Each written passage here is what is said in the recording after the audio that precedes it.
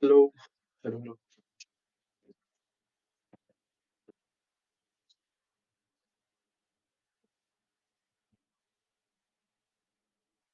I think it's already 12:54. Hello. Hello. Hello.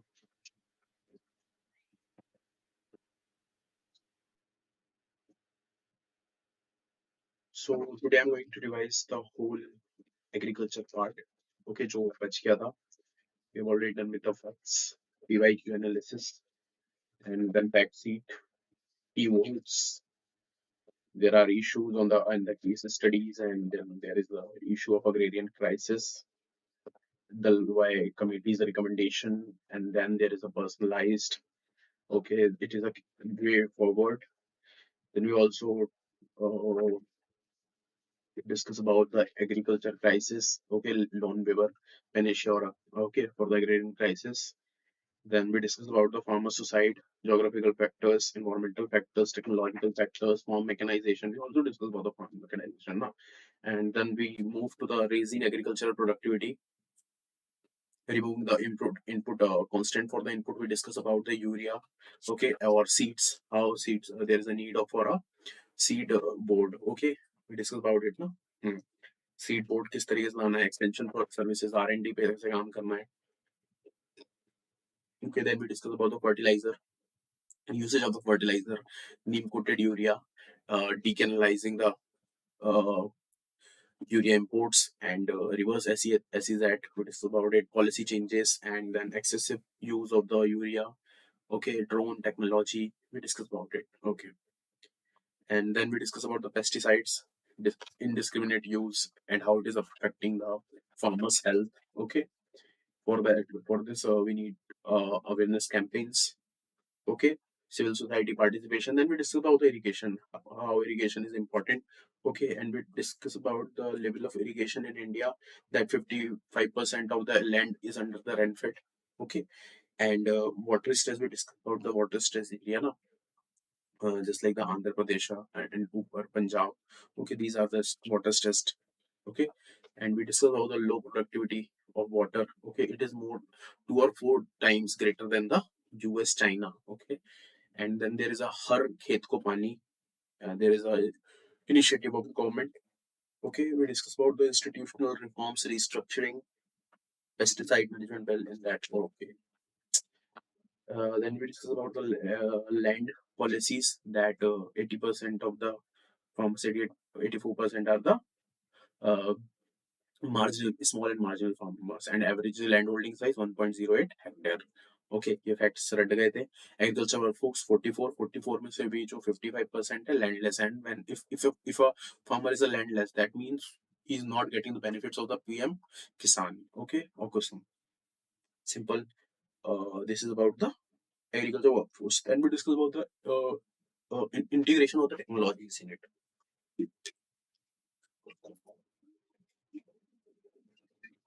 that how technology is going to help or shape the Indian agriculture system we discuss about the changes brought by the BT cotton. Okay, that earlier the yield was, I think, nearly 96, oh, sorry, 85 kg per hectare, and now it reached to the 436. Okay, 5 times or 4.5 times. Okay, okay, 4 times. Okay, 400x. Okay, 400 sorry percent.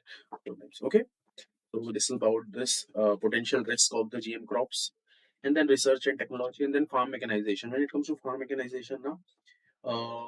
In India, it is about the 40%. Okay, 40 to 45%. In the advanced economy like the USA, the farm mechanization rate is 95%. In China, it is 60 to 70%, I think. Yes, 60%. In Brazil, 75%. And generally, if we are comparing the developing countries now, then generally we have a tendency to compare our country with the Brazil because we are similar in the all socioeconomic parameters. Okay, so this is about the following thing we are left with the cropping pattern in India. And once we done with the cropping pattern, we'll go to the uh, second green revolution. Okay, need and nature, and then we'll discuss about the MSP. What is the MSP? Then Agriculture Marketing and APMC Act. Okay, Marketing Act. And agriculture export. What is why there is a need of the agriculture export oriented policy. And then we will go to the key government initiative. uh, जो government initiative होंगे ना, we are going to done it in the following manner. Just like there is a millet production, so हम इसके बारे में देखेंगे कि millet के लिए कौन कौन सी स्कीम्स है. If there is if a point is related to irrigation, हम उस इरिगेशन के बारे में देखेंगे कि इरिगेशन से रिलेटेड गवर्नमेंट की स्कीम क्या है. देन फार्म मैकेनाइजेशन पे हम स्कीम देखेंगे कि फार्म मैकेनाइजेशन में गवर्नमेंट की क्या स्कीम है. Then we will move to the horticulture. Horticulture में समझने की कोशिश करेंगे एनिमल हस्बेंड्री, फिशरीज. फिशरीज में गवर्नमेंट का बहुत ट्रस्ट है बिकॉज 55% जो एग्रीकल्चर है it consist of the crop. Okay, and 30% उसके बाद animal husbandry, and we need to increase it. Okay, and then there is a sweet revolution. Sweet means honey. Okay, simple. Food processing, organic farming, and once we will done with it, I'm going to take few snapshot. Okay, इनको हम लोग समझने की कोशिश करेंगे. I'm going to take few snapshot. इसको मैं वहाँ पे करूँगा significance of agriculture sector. इससे पूरी चीजें क्लियर हो जाएंगी. That's one. Then it is a second one.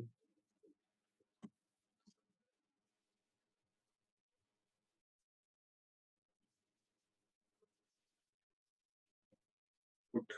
Okay, problems in agriculture. इससे एक बारी में पूरा रिवीजन हो जाएगा. Okay, low income trap. Low income trap बहुत अच्छा है, इससे भी करेंगे. Low price realisation,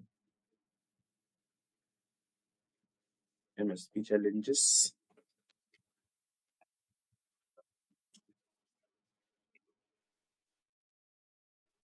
okay, 2 minutes.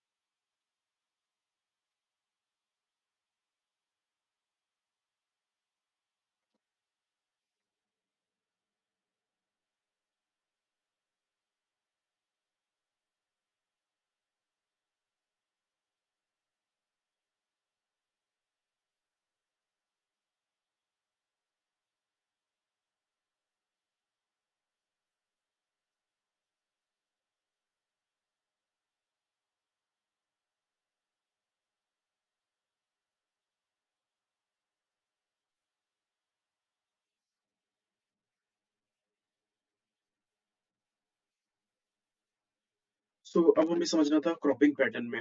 तो this is a topic about the cropping pattern in India. Okay, so what is in general a cropping pattern?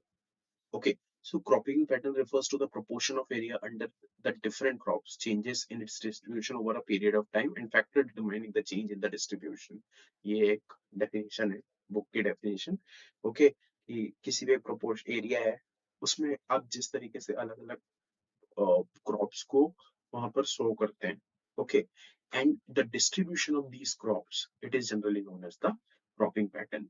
अब when it comes to the India, हमें पता है, हमने पढ़ा है कि नेट सोन एरिया कितना है, 25 सॉरी 45%, एंड क्रॉप इंटेंसिटी जो है वो है 150%। Okay, so multiplicity of the cropping pattern has been the one of the major feature in India. कि मल्टीप्लिसिटी है, अलग अलग डाइवर्सिफिकेशन है, बहुत ज्यादा नहीं है बट है। एंड मल्टीप्लिसिटी तो है, बट कुछ स्टेपल क्रॉप्स है ना वो बहुत ज्यादा होते हैं, जैसे कि when it comes to rice and wheat, इसके ऊपर फार्मर्स रिलाय करते हैं क्योंकि इससे उनकी इनकम से मिलती है। जैसे कि क्या होता है, कभी कभी आपने सुना होगा कि टमाटर को लोगों ने रोड में फेंक दिया। ऐसा क्यों करते हैं? What is the main reason behind it? कि जो भी टमाटर होते हैं उसे रोड में फेंक देते हैं बिकॉज इन्फ्लेशन हो जाता है। बट आपने कभी सुना है कि राइस में इन्फ्लेशन आया है या फिर व्हीट में इन्फ्लेशन आया? इसमें गवर्नमेंट एमएसपी देती है और एमएसपी में गवर्नमेंट खरीदती है। सो इसके कारण ना जो फार्मर्स होते हैं उनको बेनिफिट होता है। इसी कारण जो क्रॉप इंटेंसिटी है वो बहुत ज्यादा है और फार्मर्स का जो रिलायंस है वो इन क्रॉप से बहुत ज्यादा है। Okay, so this is about the cropping pattern in general. A factor affecting the climate, ये हमें जानना, सॉरी, क्रॉपिंग पैटर्न ये हमें जानना है। सबसे पहले हमने समझा कि क्रॉपिंग पैटर्न क्या है, एक डेफिनेशन समझा। Cropping pattern refers to the distribution of the area under the different crops. Okay, or a proportion of area under the different crops that changes its distribution over a period of time and determining the change in the distribution as such. Okay, so this is the definition that we can use. Now we'll move to the factor affecting the cropping pattern. तो सबसे पहला होगा stake holder approach हम use कर रहे हैं। सबसे पहला होगा ज्योग्राफिकल कंडीशंस। तो जो क्लाइमेट होता है वो इफेक्ट करता है, रेनफॉल होता है वो करता है। जैसे कि रेनफेड एरियाज है तो वहां पर जो क्लाइमेट रेजिस्टेंट क्रॉप्स है वो उगाना चाहिए, मिलेट्स जो है उन पे काम करना चाहिए। Okay, so climate, temperature and rainfall, जैसे कि करेवा करेवा जो फॉर्मेशन होता है, it is helpful for the saffron and it is useful for the Apple. Apple अगर हम एमपी में उगाना चाहें तो बहुत मुश्किल है उसके लिए, क्योंकि क्लाइमेटिक कंडीशन वहां पे जो है वो फेवरेबल है। Okay, second one is the economic. Economy means supply and demand. So the supply demand, जैसे कि आई टोल्ड यू ना दैट सप्लाई डिमांड का बहुत ज्यादा रोल रहता है। जैसे कि क्या होता है कि एक वक्त ऐसा था कि किसी ने बोला कि ये अगर हम लोग लगाएंगे तो इससे बहुत ज्यादा हमको इनकम जनरेट होगी, तो सारे फार्मर्स वही चीज करना स्टार्ट कर देंगे। बट सारे लोग अगर उसी चीज को कर देंगे स्टार्ट, तो इसके बाद क्या होगा, एक टाइम के बाद कि उस चीज की वैल्यू कम हो जाएगी। जैसे कि इकोनॉमी में भी हम कॉन्सेप्ट समझते हैं कि लोग बोलते हैं कि अगर मनी की कमी है तो मनी को आप मतलब कि प्रिंट करके सर्कुलेट कर दो। बट ऐसा नहीं किया जा सकता है। अगर हर किसी के पास पैसा आ गया तो जो चीजें हैं उनके वैल्यूज बढ़ जाएंगे, वैल्यू बढ़ जाएगी बहुत ज्यादा। ओके, सो इकोनॉमिक सप्लाई सप्लाई और डिमांड का जो है वो बेटर करता है। इसी के साथ साथ ट्रेड पॉलिसीज करती है कि जो गवर्नमेंट की पॉलिसी है वो ट्रेड मतलब कि फार्मर के लिए सही है या नहीं, सोसाइटी के लिए सही है या नहीं, वो ट्रेड जो यूनियन है उसके लिए किस तरीके से है, और ये सारे जो स्टेक होल्डर्स होते हैं वो डिसाइड करते हैं कि किस तरीके की सिचुएशन है। Then there is a socio cultural factors also. Ownership of the land, size of the land, most important. कि इंडिया में जो प्रोडक्टिविटी है और ज्यादा हो सकती है बट स्मॉल लैंड होल्डिंग है, handkerchief size land holding हमने कीवर्ड देखा था ना। सो स्मॉल लैंड होल्डिंग है। Then there is a traditional method of the cultivation. जैसे कि फार्म मैकेनाइजेशन इंडिया में सिर्फ 45% है। So it is still a problem that is persistent. Okay, then there is a technological. Technological में हो जाएगा seeds, okay, manure, drone technology, ये सब अवेलेबल नहीं है ना। And it is limited to the big farmers और the big, okay, big five या फिर जो होता है ना, ओके, उनके पास है। Okay, and then there is a institutional mechanism, जैसे कि सब्सिडी है तो सब्सिडी समवेयर डिस्टॉर्टिंग, कुछ जगह डिस्टॉर्टिंग भी है, और सेल्फ सफिशिएंसी, उसके बाद क्रेडिट फैसिलिटीज की क्रेडिट फैसिलिटी नहीं है। ओके, तो ये हमने चीजें समझ ली about the cropping pattern in India. अब क्रॉपिंग पैटर्न के जो टाइप होते हैं वो समझना पड़ेगा, कि हमने सबसे पहले समझा कि फैक्टर अफेक्टिंग, देन अब आता है major cropping pattern in India. Monocropping इसमें सबसे पहले आता है। मोनोक्रॉपिंग मींस कि आप सिर्फ एक अपना जो क्रॉप है उसको उस लैंड में उगा रहे हैं, that means growing the same crop in the same area. जैसे कि there is a field of 1 hectare and you are sowing only the rice, okay, or a wheat. It is known as the monocropping, and it is heavily done, okay, or largely done in the Punjab, Haryana और UP, western UP, okay, जो दिल्ली के part है, Ghaziabad, Meerut, these are the belt of the UP, जो कि मतलब green revolution यहाँ आया था, तो यहाँ पे मोनोक्रॉपिंग बहुत होती है। Then there is a mixed cropping. Mixed cropping means sowing two और more crops at the same place, जैसे कि व्हीट एंड ग्राम, ये किया जा सकता है हिमाचल में से किया जाता है, हिमाचल और जम्मू कश्मीर में, कि that wheat and gram, okay, इनको साथ में किया जाता है। Then there is a intercropping. Intercropping means growing more than one crop on the same field at the same time, कि मिक्स क्रॉपिंग में क्या होता है कि आप अलग अलग टाइम पे कर रहे हैं, अलग अलग तरीके से, but when it comes to intercropping एक ही जगह पे दो अलग अलग किया जा रहा है, ओके, उसी जगह पे, जैसे कि बीच में हम कुछ और यूज कर लें, इधर और कुछ कर लें, जैसे कि rice onion system, garlic tomato system, okay, on the same field same place, okay, this is known as the intercropping.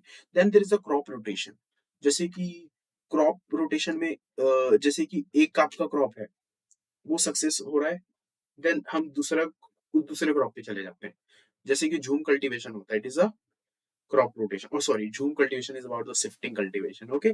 Crop rotation, जैसे कि आपने कोई एक पेड़ लगाया, जैसे ही उसका खत्म होने लगा हम दूसरे पे जाएंगे, that is known as the crop rotation, जैसे legumes after the wheat, okay. Then आता है शिफ्टिंग कल्टीवेशन। तो शिफ्टिंग में क्या होता है कि आपका जो क्रॉपिंग पैटर्न होता है वो बदलते जाता है, जैसे आज आपने इस जगह पे क्रॉप लगाया, यहाँ की फर्टिलिटी खत्म हो गई, आप नए लैंड पे चले जाएंगे, वहां पे फिर से लगाएंगे, एंड इसका क्लासिक एग्जांपल है नॉर्थ ईस्ट का झूम cultivation, okay, so these are the major cropping patterns in India. Now we'll move to the issue of the state of cropping in India, कि इंडिया में क्या इश्यूज है when it comes to the cropping pattern. तो सबसे पहला है कि serial सेंटिक, हमारा जो 50% क्रॉप नेट सोन एरिया है, it comprises of the rice and rice rice and wheat, okay, and just 15% under the pulses. And rice and wheat जो है ना, मतलब इसके लिए जैसे हम और हम बस समझने की कोशिश करेंगे, जैसे राइस और व्हीट है, ये इसका कंजम्पशन बहुत ज्यादा है, हमारी डाइटरी हैबिट्स हो गई है कि व्हीट को कंज्यूम कर रहे हैं, वेदर इट इज ब्रेड, रोटी, हर चीज में हम व्हीट का यूज होता है, मैदा, व्हीट, ये चीजें बहुत यूज हो रही है, व्हीट, राइस, ओके। तो गवर्नमेंट क्या कर सकती है कि एकदम से तो चेंज ला नहीं सकती कि लोगों को करे, बट लोगों की इससे इम्यूनिटी भी अच्छी नहीं होती, हेल्थी फूड नहीं है, it is not a nutritious food. So government क्या करती है, राइस फोर्टिफिकेशन करती है, that means they are using the technology, और इसमें कीवर्ड हमने देखा था कि we need to connect the lab of the chemistry with the lab of nature, okay, so we can use that keyword in the rice fortification, okay, जिसमें कि iron को iron डाला जाता है, मतलब कि आयरन को उसमें फोर्टिफाई किया जाता है, rice can be fortify with iron, okay, हम इसमें यूज कर सकते हैं। तो सबसे पहले हमने समझा कि सीरियल सेंट्रिक है, 50% नेट सोन एरिया जो है, 45% जो है उसमें से वो सिर्फ सीरियल में, 15% पल्सेस में है, देन बाकी बहुत छोटा छोटा है। देन इनपुट इंटेंसिव है, दैट मीन्स कि जो इनपुट चाहिए होता है, जैसे कि सीड्स, इरिगेशन, वो बहुत ज्यादा है, ओके, और हाई फर्टिलाइजर और पेस्टिसाइड का यूज है, और इसके कारण ना हेल्थ का भी हैजार्ड है, there is a health hazard, जैसे कि there is a cancer risk of the cancer in Punjab Haryana, कि जैसे एक ट्रेन चलती है फ्रॉम द पंजाब, तो वो सिर्फ उसमें कैंसर पेशेंट्स आते हैं, so you can imagine how disasters it is, okay. Then virtual water export, कि हमारे जैसे कि काफी सारे ऐसे क्रॉप्स हैं जिसमें कि वाटर का यूटिलाइजेशन बहुत ज्यादा होता है, उसको फॉरेन कंट्री इंडिया से लेने की कोशिश करती है, just like the sugar cane, okay, sugar cane, rice, wheat, इसमें बहुत ज्यादा इरिगेशन चाहिए होता है, तो इंडिया एक तरीके से वाटर वर्चुअल वाटर एक्सपोर्ट भी कर रहा है, ओके। और इसके लिए हमें क्या करना ज़रूरी है कि इसमें डाइवर्सिफ़ाई करना ज़रूरी है, हमारी डाइटरी हैबिट्स को भी ठीक करना है। जैसे कि ईट इंडिया जो लॉन्च हुआ है, ईट इंडिया का एक मकसद ये भी है कि हम एग्रीकल्चर को भी से लिंक कर रहे हैं।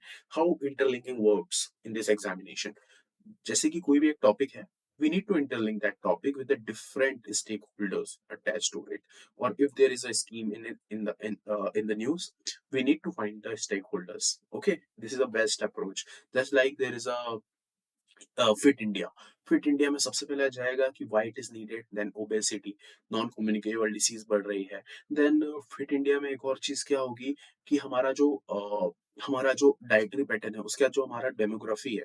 ओके, अगर हमारा अच्छे से हमारे वैल्यूज इनकलकेट होंगे तो सोसाइटी में एक तरीके से जो सिक्योरिटी और पीस है वो बढ़ेगी। और फिट इंडिया से ये भी होगा कि जो गवर्नमेंट का एक्सपेंडिचर है ऑन द हेल्थ, वो कम, उसको बहुत ज्यादा करना नहीं पड़ेगा। उसके बाद साथ साथ ये भी होगा कि उनके जो फूड हैबिट्स हैं वो बदलेंगी। फूड हैबिट्स बदलेंगी तो जैसे वो अगर राइस और व्हीट कंज्यूम कर रहे हैं तो उसकी जगह वो दूसरे अच्छे चीजों में आएंगे, जैसे कि मिलेट्स में आएंगे या दूसरी चीजों में आएंगे। ओके, और इसके कारण जो हमारा डेमोग्राफी है वो डिविडेंड में कन्वर्ट होगी। ओके, और फिट इंडिया के कारण हमको स्पोर्ट पर्सनैलिटी भी और अच्छे मिल सकते हैं कि अगर हम लोग बचपन से हमारे बच्चों को, मतलब कि जो भी होंगे उनको इन चीज़ों के लिए हम उनको मोटिवेट करेंगे कि वो इस तरीके का खाना खाएं, तो हमें अच्छी हेल्थ मिलेगी और अच्छे इन फ्यूचर हमें एथलीट्स मिल सकते हैं। Okay, so overall we need to use the different stake holder in any scheme. Okay, इससे एक आंसर बन जाता है holistically. Then land fragmentation, I told you ना that 65% of the household has less than 1 hectare of land, that and poor scope for the mechanization in that case. Okay, and there is a shrinking area under the nutri cereals. Okay, रागी बाजरा इनका बहुत कम है। जैसे कि अगर 2017-18 में लिया जाए तो इट इज 15%, एंड देन 2 साल बाद 2018-19 में ये हो गया 10%। ओके, तो ये काफी कम है। हेल्दी फूड्स का हमारा जो, जैसे ये भी बढ़ रहा है McDonaldization, there is a word of McDonaldization, actually it is related to the westernization, कि वेस्टर्नाइजेशन जैसे इंडिया में हो रहा है तो उसको मैकडोनलाइजेशन भी कहा गया है। But when it comes to the McDonaldization ना, it is also related to our dietary patterns. जैसे कि when it comes to the Jain philosophy, उसमें बोला जाता है कि शाम के बाद खाना नहीं खाना चाहिए, शाम जो हो गई उसके बाद खाना नहीं खाना चाहिए। और ये बहुत अच्छा है, इट इज साइंटिफिक। ओके, कि हमें नहीं खाना चाहिए शाम के बाद। बट हमारा जिस तरीके का कल्चर हो गया है दैट हम दूसरों को क्या बोलूं, I am still teaching you at the 118। Okay, not teaching, actually discussing और revising the whole thing. Okay, teaching का पार्ट अलग होता है। सो मैं भी खुद इसमें कर रहा हूँ। तो वी चेंज आवर पैटर्न्स ना, कि हम रात को जाग रहे हैं, बिल्कुल कुछ भी खा रहे हैं, पिज्जा बर्गर ये सारी चीजें, और वो जो हेल्दी फूड नहीं है। ओके, जैसे I am trying to avoid all these things, जैसे कोल्ड ड्रिंक्स को मैंने अवॉइड किया from the long long time. Okay, I stop drinking the soft, मतलब सॉफ्ट ड्रिंक का जो है उनका कंजम्पशन मैंने बंद कर दिया है। Okay, and the same reason is कि पता ही नहीं उसमें है क्या। Okay, and there is a high sugar intake. Okay, with it, then there is the impact of the climate change. Climate change is affecting the farmer sector and the cropping pattern in India, because जो जैसे कि migration एक आया था कि climate change से migration कैसे हो रहा है, तो वो भी बहुत अच्छा टॉपिक था।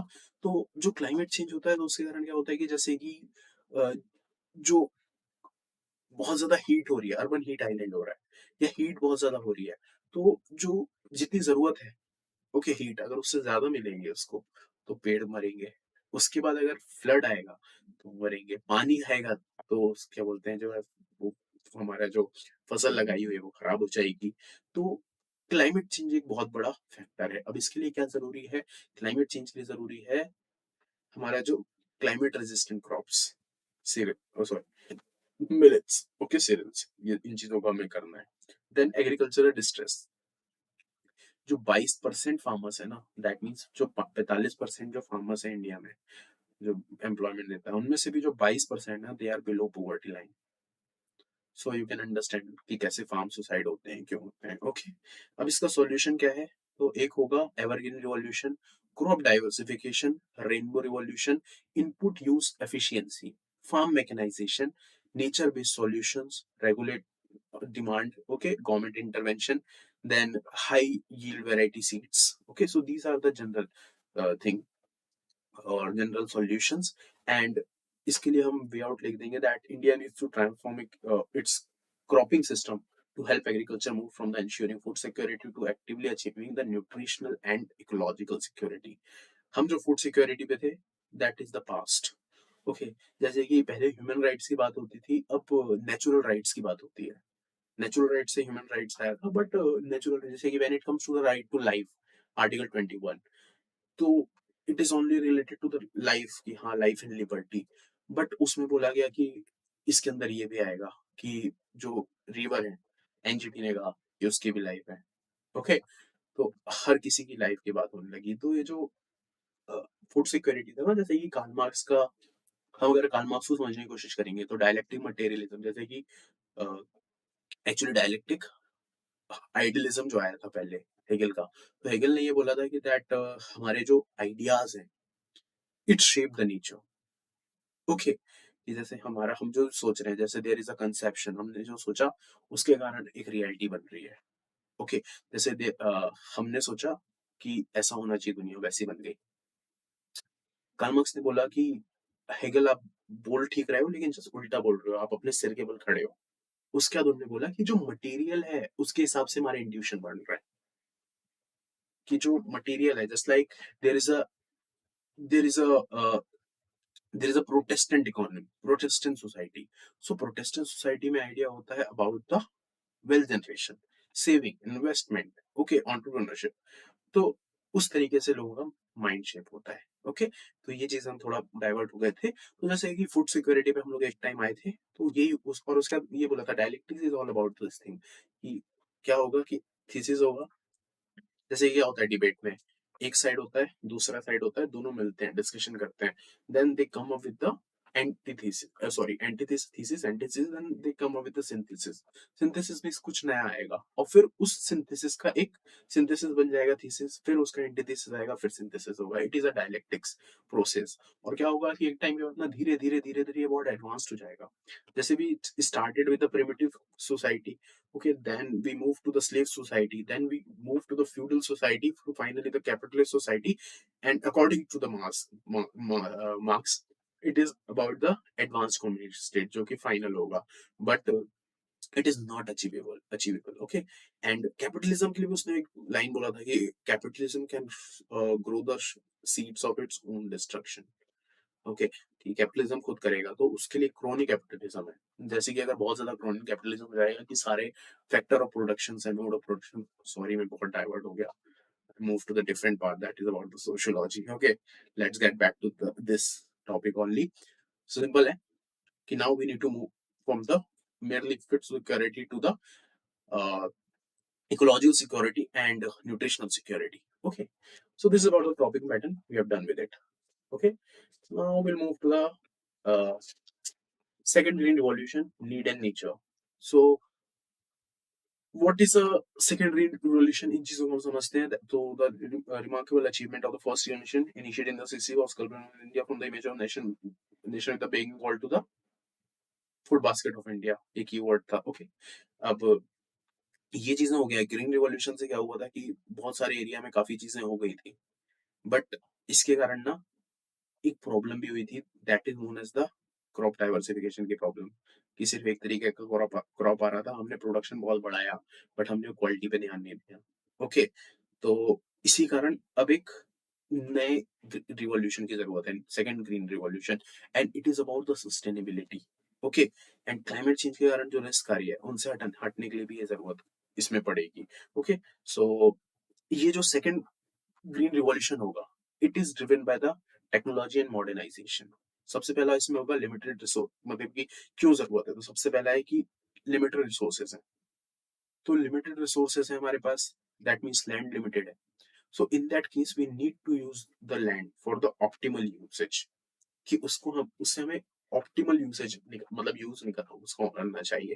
सो in that case we need a, जैसे कि वाटर में अभी बहुत ज्यादा वेस्टेज होता है इरिगेशन में, तो हमें क्या करना चाहिए कि ड्रिप इरिगेशन करना चाहिए, जीपीएस इनेबल्ड मैपिंग करना चाहिए। एंड सेकंड आ जाएगा मार्केट इंटरवेंशन। तो मार्केट इंटरवेंशन में हमें टेक्नोलॉजी का यूज करना चाहिए, just like we can use the Kisan TV to encourage the farmers. in order to get the services online. Okay, then we need to do the resource mapping. हमें जो resource है उनकी mapping करनी चाहिए. Then soil health, we need to think about the soil health. Okay, soil health card इन चीजों पे बात हो रही है. And then reduce the farm losses. Farm losses को कैसे किया जा सकता है कम? By building the cold chains, by establishing the mandis, private mandis, okay, contract farming, and then livestock farming पे ध्यान देना चाहिए. It is 30%, okay only. Then market linkages, e-naam, e-commerce इनका यूज करना चाहिए. Then biotechnology revolution, okay. Then sustainable agriculture, disease resistant hybrid seeds, okay. Then insurance and farm security बहुत जरूरी है. सिक्योरिटी और फार्म इंश्योरेंस का बहुत ज्यादा यूटिलाइजेशन करना चाहिए और बहुत जरूरी है. Okay, for the farmers. Then land reform.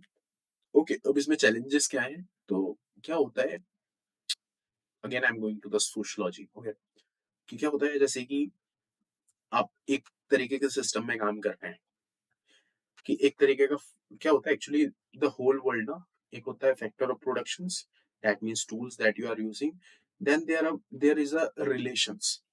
Okay, कि production relations, PR, FOP, that is factor of production, and then there is a production relation. इन दोनों के बीच में लिंकेजेस होते हैं.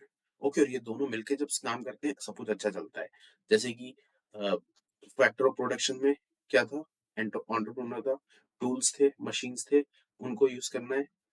प्रोडक्शन का रिलेशन होना चाहिए, दैट मीन्स कि हाँ आओ काम करो. तो ये दोनों मिलकर काम कर रहे हैं, अच्छा चल रहा है.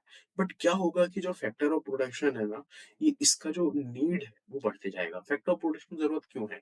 Because there is a need in a society, okay, to generate wealth, okay, to generate the consumeristic things और मटेरियलिस्टिक थिंग. तो जो ये मटेरियलिस्टिक थिंग्स बनती हैं, जो कंज्यूमर्स के गुड्स बनते हैं, तो इसके लिए धीरे धीरे, जैसे कि पहले क्या होता था कि हम घर में कपड़े बनाते थे, बट उसके बाद स्पिनिंग जेनी आई, एंड उसके बाद इंडस्ट्रियलाइजेशन हुआ. ओके, अर्बन सेंटर्स स्टैब्लिश हुए, कंपास आया, उसके बाद शिपिंग बहुत ज्यादा बढ़ी, कोलोनाइजेशन हुआ, उसके बाद इंपीरियलिज्म हुआ, और सोसाइटीज अलग अलग इन लोगों ने, जो ब्रिटिशर्स ने किए, अलग अलग जगह करे, ये सब किए जो भी किए. इसके कारण क्या हुआ कि एडवांसमेंट आया, मॉडर्न टेक्नोलॉजी. अब होता क्या है, जैसे गांधी जी यहाँ पे बहुत उल्टे पड़ जाते हैं, कि गांधी जी जैसे बोलते थे कि इंडस्ट्रीज खा जाएगी सब चीजों को, तो बहुत गलत थे. वही सिर्फ सोच रहे थे कि जो ये रिलेशंस है ना, प्रोडक्शन रिलेशन, उस पर ध्यान दे रहे थे कि प्रोडक्शन रिलेशन अच्छा होना चाहिए, कि हाँ जो बना रहा है और जो बेच रहा है उसके बीच में अच्छा रिलेशन होना चाहिए. बट फैक्टर ऑफ प्रोडक्शन भी तो टाइम के साथ बढ़ेगा ना. जैसे आप पहले कीबोर्ड का फोन यूज करते थे, टाइप करने वाला, उसके बाद आपने फ्लिप में आए, फ्लिप के बाद आपके पास सैमसंग चैम छोटा सा टच वाला आया. Then finally you move to the different phone that is a touch screen. अब उस एंड्रॉइड में भी हर टाइम नया नया चीजें आते हैं, नए नए अपडेट्स आते हैं. पहले कैमरा सिर्फ पीछे होता था, तो हम ऐसे उल्टा फोन करके फोटोज लेते थे, बट अब उसको हम सेल्फी का आ गया. पहले हम लोगों को लॉक करने के लिए नंबर डालना पड़ता था, उसके पैटर्न्स आ गए, पैटर्न्स के बाद फिंगरप्रिंट आ गया, फिंगरप्रिंट के बाद फेस लॉक आ गया, एंड देन अब स्क्रीन में आ गया है. सो यू कैन इमेजिन कि ये जो फैक्टर ऑफ प्रोडक्शन है, टूल्स है, वो बढ़ रहे हैं. तो इसी के साथ हमारे जो रिलेशन होते हैं ना, इनको भी बढ़ाने की जरूरत है, कि जो प्रोडक्शन रिलेशन होते हैं ये भी चेंज होंगे. ओके, तो यही हम समझने की कोशिश कर रहे थे कि कैसे इन चीजों की जरूरत है. और अभी इंडिया में यही प्रॉब्लम है कि when it comes to the Indian society ना, इसलिए गवर्नमेंट को एजुकेशन में बहुत ज्यादा ध्यान देना चाहिए. क्योंकि हमको अगर रिवॉल्यूशन लाना है in the agriculture sector, we need a farmer to be literate. उसको अपने राइट्स पता होना चाहिए, उसको उस लैंड का यूटिलाइजेशन पता होना चाहिए. जैसे कि कोई अगर यूएस से आके फार्मिंग कर रहा है, जैसे बहुत सारे एग्जांपल है, we can quote these example. जैसे कि यूएस से आके एक ने उत्तर प्रदेश में बहुत ज्यादा प्रोडक्शन किया. ओके, तो उसको हम यूज कर सकते हैं. So how he can use the similar thing और a similar piece of the land, okay, to generate the optimal wealth. कैसे किया उसने? लैंड तो वही था, कंट्री वही थी, रिसोर्सेज वही थी, और पॉलिसीज वही थी. ही यूज द टेक्नोलॉजी और टेक्निकल इंटरवेंशन. तो उसके लिए लिटरेसी बहुत जरूरी है. और ये भी है कि टेक्नोलॉजी का यूसेज बहुत उसका जो कॉस्ट है वो बहुत ज्यादा है. लैंड फ्रेगमेंटेड है, फार्म सेक्टर में बहुत ज्यादा इश्यूज हैं, जैसे कि एमएसपीज के हैं, ओके, ये सारे इश्यूज भी हैं।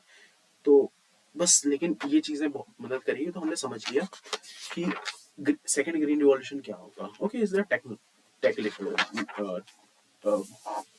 टेक्नोलॉजी के साथ, इंटरवेंशन के साथ ये होगा। Okay, sorry. अब हम बढ़ते हैं एमएसपी के ऊपर। Okay, so what is a MSP in general. MSP के हम सुनते हैं तो दिमाग में क्या आता है? It is a market intervention by the government, okay, to insure the agriculture producer against the sharp fall in the prices. Okay, कि जैसे कि कोई भी अगर क्रॉप को फार्मर लगा रहा है, तो उसके पास एक श्योरिटी होगी कि मेरा अगर गवर्नमेंट खरीदेगी तो उस पर वो और ज्यादा मेहनत करेगा। बट अगर कल ऐसा हुआ कि गवर्नमेंट ने बोल दिया कि मैं नहीं खरीदूंगा, तो उसका वो पड़ा रह जाएगा, उसको बहुत प्रॉब्लम होगा। So that's why government came with the, अब इसको जैसे बोला जाता है कि इसको मतलब कि लीगल स्टेटस दो। ओके, कि इसके ऊपर एक अच्छे से एक्ट लाओ और सब चीजों को करो, फार्मर्स का यही कहना है।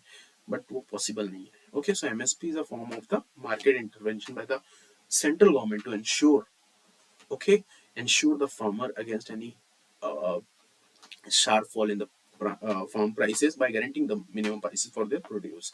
So this is a simple general definition. और MSP जो होता है उसको किस कौन रिकमेंड करता है?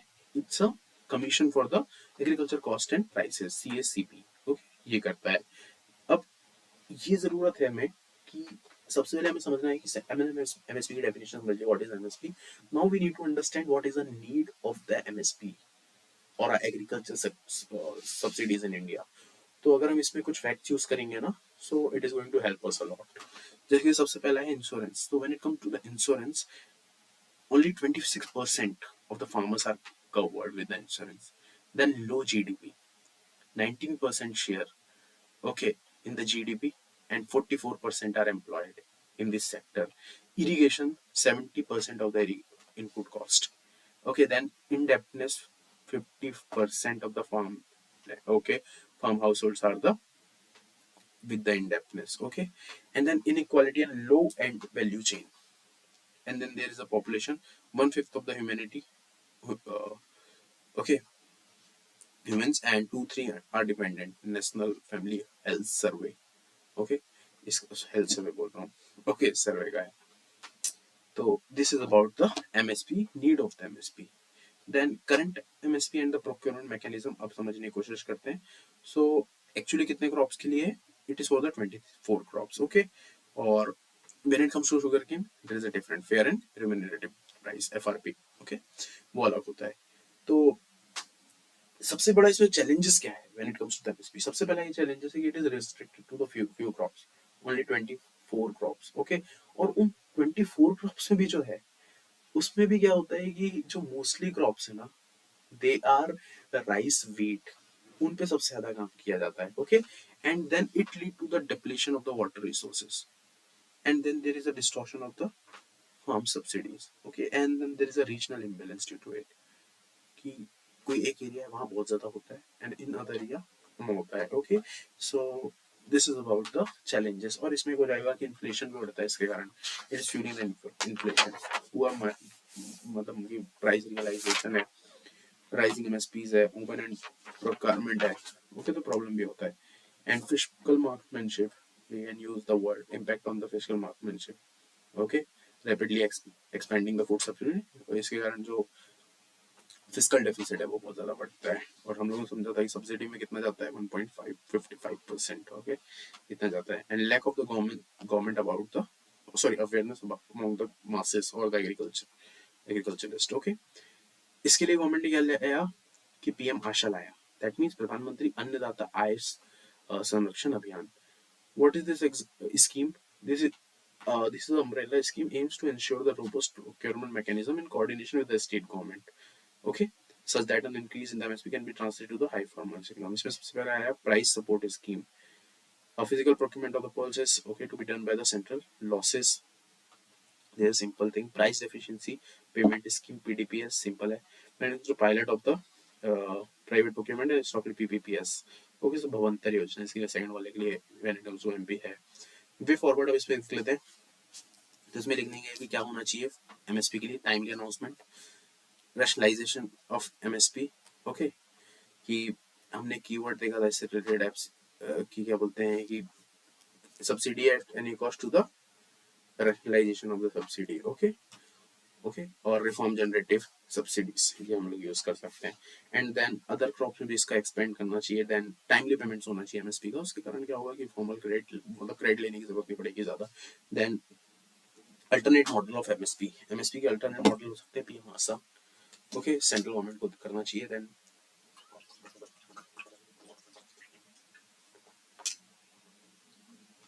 we can use the Bhavantar Yojana of Madhya Pradesh. Okay, so we are done with the 12th part. Now we move to the second part, that 13th part, that is the Agriculture Marketing and APMC Act. Okay, what is APMC? Just I need to take a 1 minute break.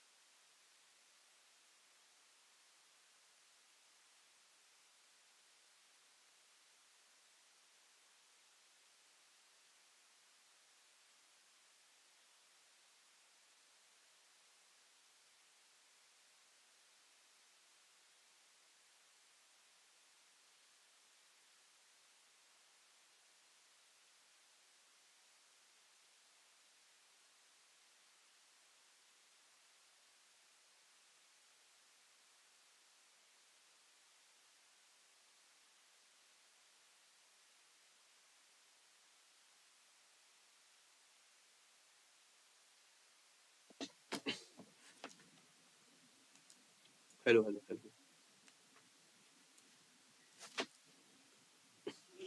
बस विरोधक से 500 का medal लगवाइए और सब आदमी को बोले आलू काटेगा 500 का मेडल लगा दी बस।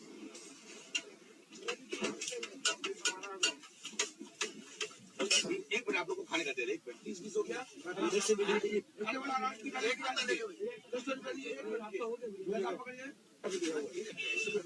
बोले क्या रंगो जी लाओ 40 रुपया 40 रुपए के लिए एक में दो पैसे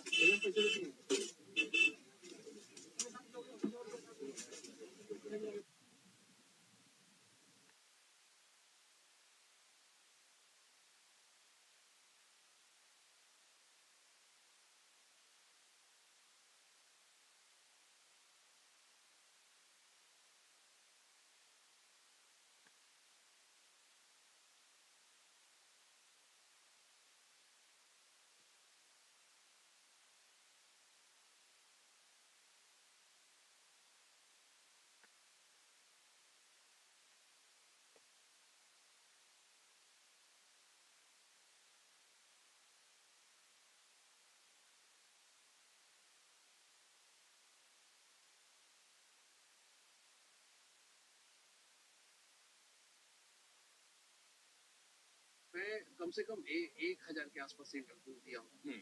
कभी किसी इंटरव्यू में इतना नर्वस नहीं हुआ। पहली बार जो है मतलब कि मैं जीरो हो गया हूँ। समझे ना, पहली बार मतलब कि मुझे समझ में नहीं आ रहा है कि मैं क्या बोलूँ। हमको बड़े अच्छे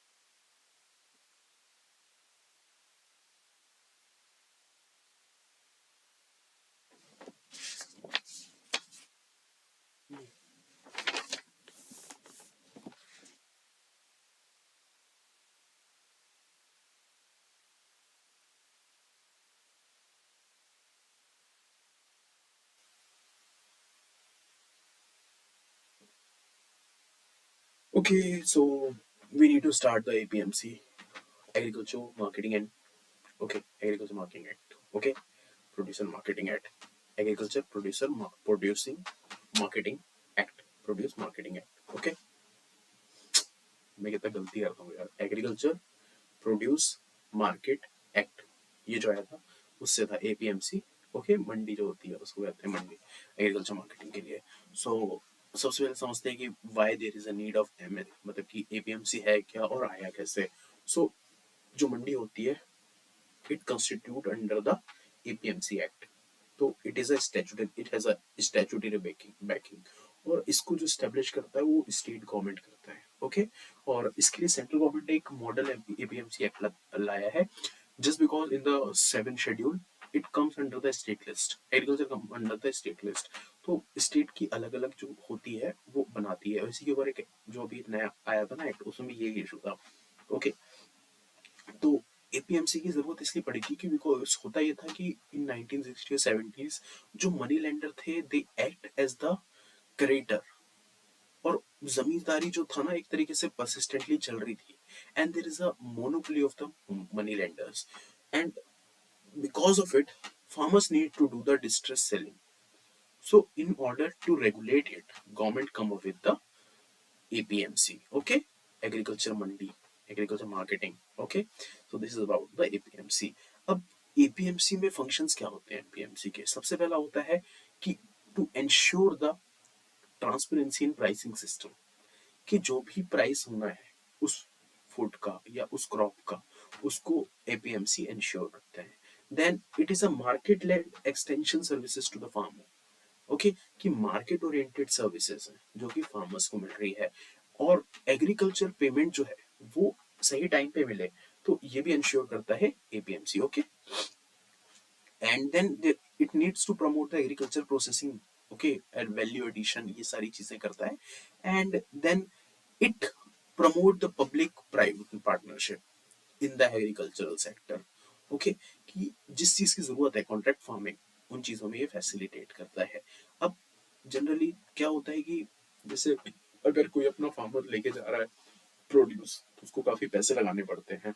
बट एपीएमसी में क्या होता है कि काफी चीजें पे काम करता है, जैसे कि सॉइल टेस्टिंग पे काम करता है, जैसे कि ऑक्शन हॉल पे काम करता है, वेट मेजर्स, इन सब चीजों के लिए वो क्या बोलते हैं फैसिलिटेट करता है. उसके कारण क्या होता है फार्मर्स के पैसे बचते हैं बहुत ज्यादा. Okay, so these are the working of the APMC, कि एपीएमसी का इंटेंडेड फंक्शन यही होता है. Okay, so this is about intended function of the APMC. अब when it comes to APMC, सबसे पहले हम समझेंगे कि what are the challenges in APMC. तो सबसे पहला है कि fragmentation of the markets. Okay, APMC आता है स्टेट लिस्ट में, स्टेट के ऊपर है कि वो किस तरीके से स्टैब्लिश करना चाहता है. इतने सारे अलग अलग हैं, तो उसके कारण इशू क्रिएट होता है. Okay, there is a fragmentation of the markets and there is a lack of unrestricted movement.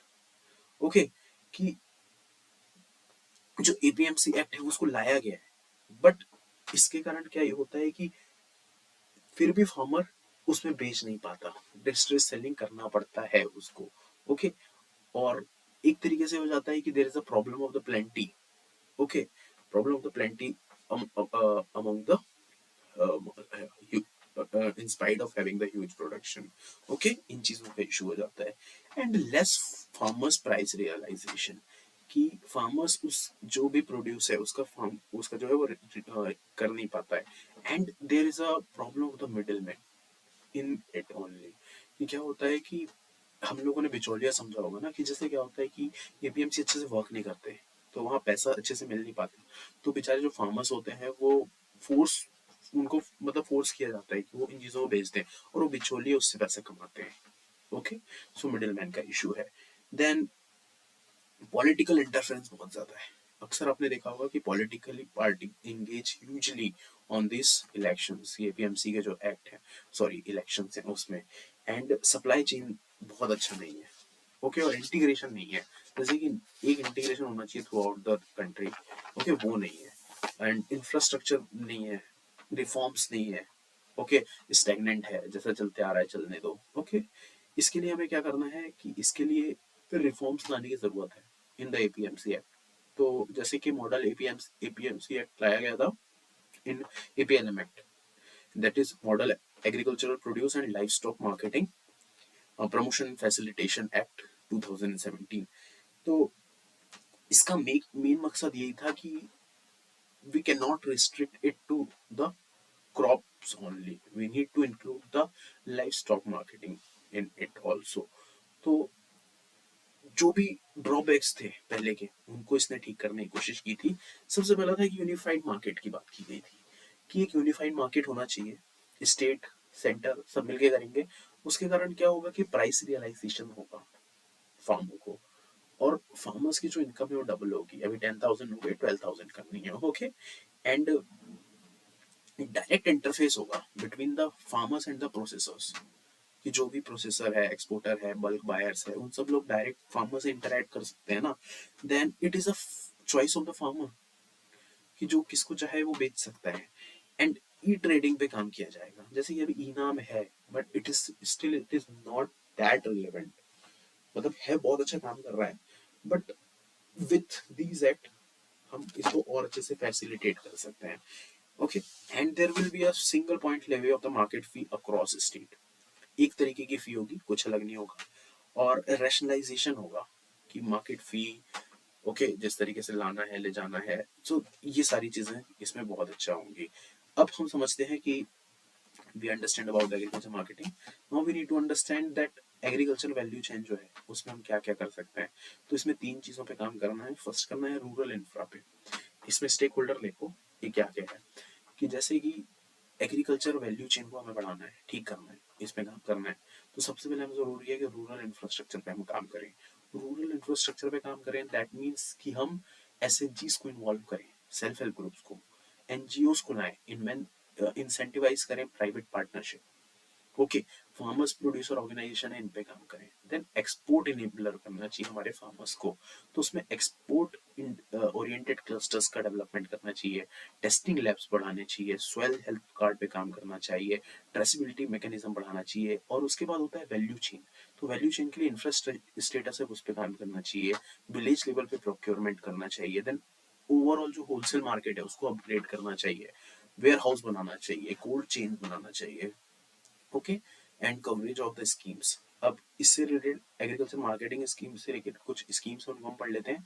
जैसे सबसे पहले Sampada Yojana, top to total, okay, tomato, onion and potato, okay, to total of all, इनके ऊपर है। Then FPOs, e NAM, national agriculture market, okay. Then organic products, Gramin agriculture markets, then setting of the agriculture funds, agriculture index, NITI Aayog का, okay, ये सारी चीजें जैसे कि ये नीति आयोग के जो इंडेक्स है वो सारे याद रखना है। जैसे when it comes to the poverty, multi dimensional poverty index United Nation development programme से लिया था, ओके। मल्टी डायमेंशनल 6 डायमेंशंस होते हैं, वो चीजें याद रखनी है। अब आते हैं कि नीड ऑफ ओरिएंटेशन कैसे हमें बनाना है, कैसे क्या क्या चीजें करना है, ओके। सो सबसे पहले हम अभी स्टेटस देख लेते हैं। So in the financial year 2022 $50 billion का एग्रीकल्चर एक्सपोर्ट हुआ था इंडिया, ओके, $50 बिलियन, ओके, इतना एक्सपोर्ट हुआ है, याद रख सकते हैं। And it is the highest ever India achieved, okay. उसके बाद अगर पूरे वर्ल्ड का एवरेज देखें तो इंडिया का 2.5% है agriculture export, okay. And India is at the 10th position. And major export destination है, ये रट्टा मारना है। सबसे पहला कितना टच किया फाइनेंशियल ईयर 22 में, $50 बिलियन, ओके, ये टच किया। उसके बाद हमारा वर्ल्ड में कंट्रीब्यूशन कितना है, 2.5%, और रैंक कितना है, 10, ओके। उसके बाद थर्ड देखना है कि हमारे मेजर डेस्टिनेशन कहाँ है, US, Saudi, UAE, Nepal, Bangladesh, okay, Iran, Nepal, Bangladesh, ये है। देन मेजर हम क्या एक्सपोर्ट करते हैं, सीरियल करते हैं, fruits, vegetable, processed food, animal, horticulture, ये चीजें करते हैं। मेरीन प्रोडक्ट्स, मीट इनमें बहुत ज्यादा करते हैं। 50% ऑफ टोटल एग्रीकल्चर प्रोडक्ट होता है, जैसे 2.5% जो है उनमें से 52% होता है marine products, marine products, okay. Then अब जो एग्रीकल्चर एक्सपोर्ट पॉलिसी है उसका ये है कि increase the share of the agriculture export from the present 30 billion to the 60 billion by the 2022, ये था पहले, 50 बिलियन को हमने अचीव कर लिया है, ओके। अब agriculture significance of the agri products, इसके लिए हम कह सकते हैं, एक कीवर्ड यूज कर सकते हैं, production at any cost to the export oriented production, okay. तो एग्रीकल्चर प्रोडक्ट्स अगर हम बनाएंगे एफपीओ एस्टेब्लिश करके अच्छे से, तो इससे क्या होगा कि फार्मर्स की इनकम डबल कर रही हो जाएगी, 5 ट्रिलियन इकोनॉमी जो है वो होगा, एम्प्लॉयमेंट जनरेशन होगा, फॉरेन एक्सचेंज बढ़ेगा, सीएडी बढ़ेगा, हमारा करंट अकाउंट डेफिसिट कम होगा, ओके, ये चीजें कम होगी। एंड एग्रीकल्चर एक्सपोर्ट जो है 100 बिलियन तक टच करेगा, डॉलर तक, ओके। तो ये याद रख सकते हैं। इसमें चैलेंजेस क्या है, तो सिंपल वही चीजें रखना है, प्रोडक्टिविटी कम है, हैंकर चीफ साइज, इस मतलब की होल्डिंग्स है, देन कॉम्पिटिटिवनेस नहीं है, end of low and value chains है, ओके, वॉलेटिलिटी है, इनपुट में 70% इरिगेशन का है, क्रेडिट फैसिलिटी नहीं है, ये चीजें यूज कर सकते हैं। वे फोर्ड में कर सकते हैं कि एग्री एक्सपोर्ट गवर्नेंस पे काम करना चाहिए, वर्ड कीवर्ड्स हैं, agri export governance, okay, need to orient the export strategy, production at any cost to the export oriented production, international negotiation, okay, WTO का जो केस चल रहा था वो भी पढ़ सकते हैं, यूएस ने किया था। Improve market competitiveness, better market intelligence use of the ICT, okay, की कैसी जरूरत है, okay, precision farming, covid crisis into opportunity, harmonisation of the international standards. See problem है, इंडिया में राइज किया था या बीट किया था, तो उसको यूरोप ने वापस भेज दिया था, तो ये इशू है। और इसके लिए गवर्नमेंट ने क्या किया है, तो गवर्नमेंट ने सबसे पहले ये किया है कि safe food export traceability portal बनाया, 1 lab 1 assessment portal. Then marine products के लिए एमपीडा है, okay, and then agriculture produce के लिए एपीडी है, ओके। अब बेटा एक्सपोर्ट क्लस्टर्स बनाए गए हैं, चंदौली, ऑरेंज, उसमें क्या होता है कि इसमें 1 district 1 product, it is a wonderful scheme, okay. Then national programme for the organic production, agri Udan scheme, ये सारी चीजें की हैं, ओके। ये सारी चीजें हो गई। So we have done with the almost everything. Scheme देख लेते हैं कि government initiative with respect to everything. ये छोटा ही रहेगा, इसको अभी एक बार रिवीजन कर लेंगे। मिलेट प्रोडक्शन, मिलेट की सबसे पहले national UNGA 2023 national year of millets.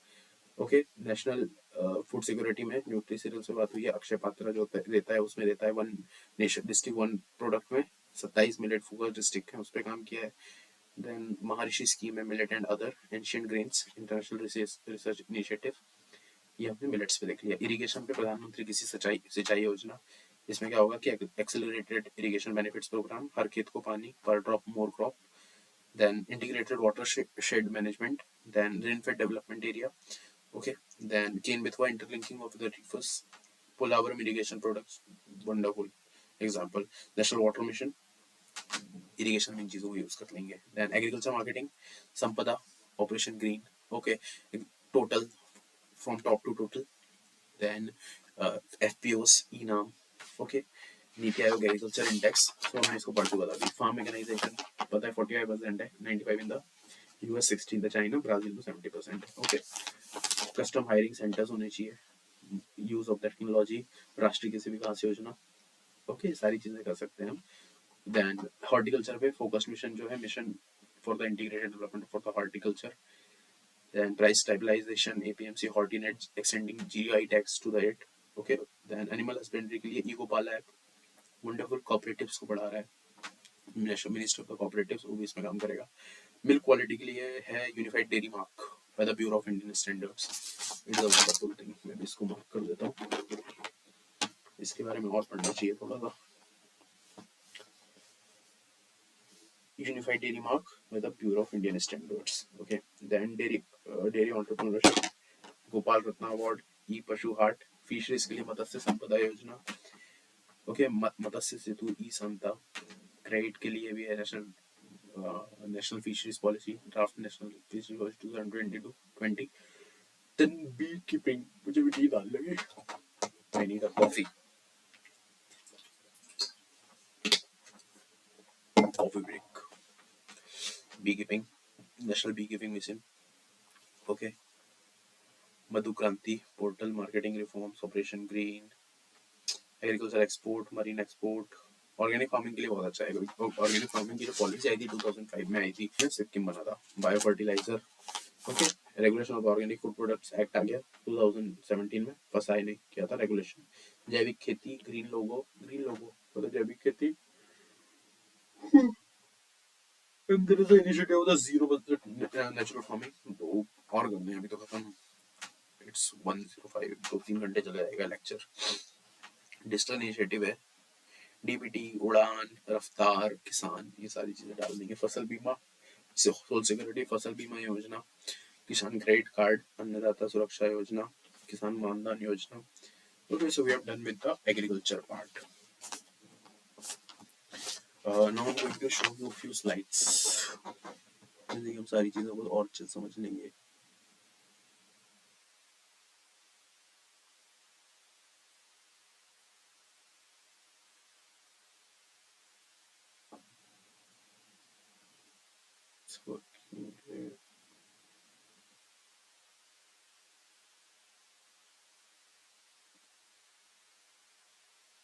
So ये पहली इमेज है जिसमें कि सबसे पहले एग्रीकल्चर सिग्निफिकेंस को समझना है, तो हम इसमें अलग अलग जो इसके की स्टेक होल्डर है उनको देख के समझ सकते हैं कि जैसे सबसे पहले सिग्निफिकेंस ऑफ एग्रीकल्चर सेक्टर देखना, तो पहला होगा टेक्नोलॉजिकल सिग्निफिकेंस, सेकंड होगा economical, social, political, international, then environmental.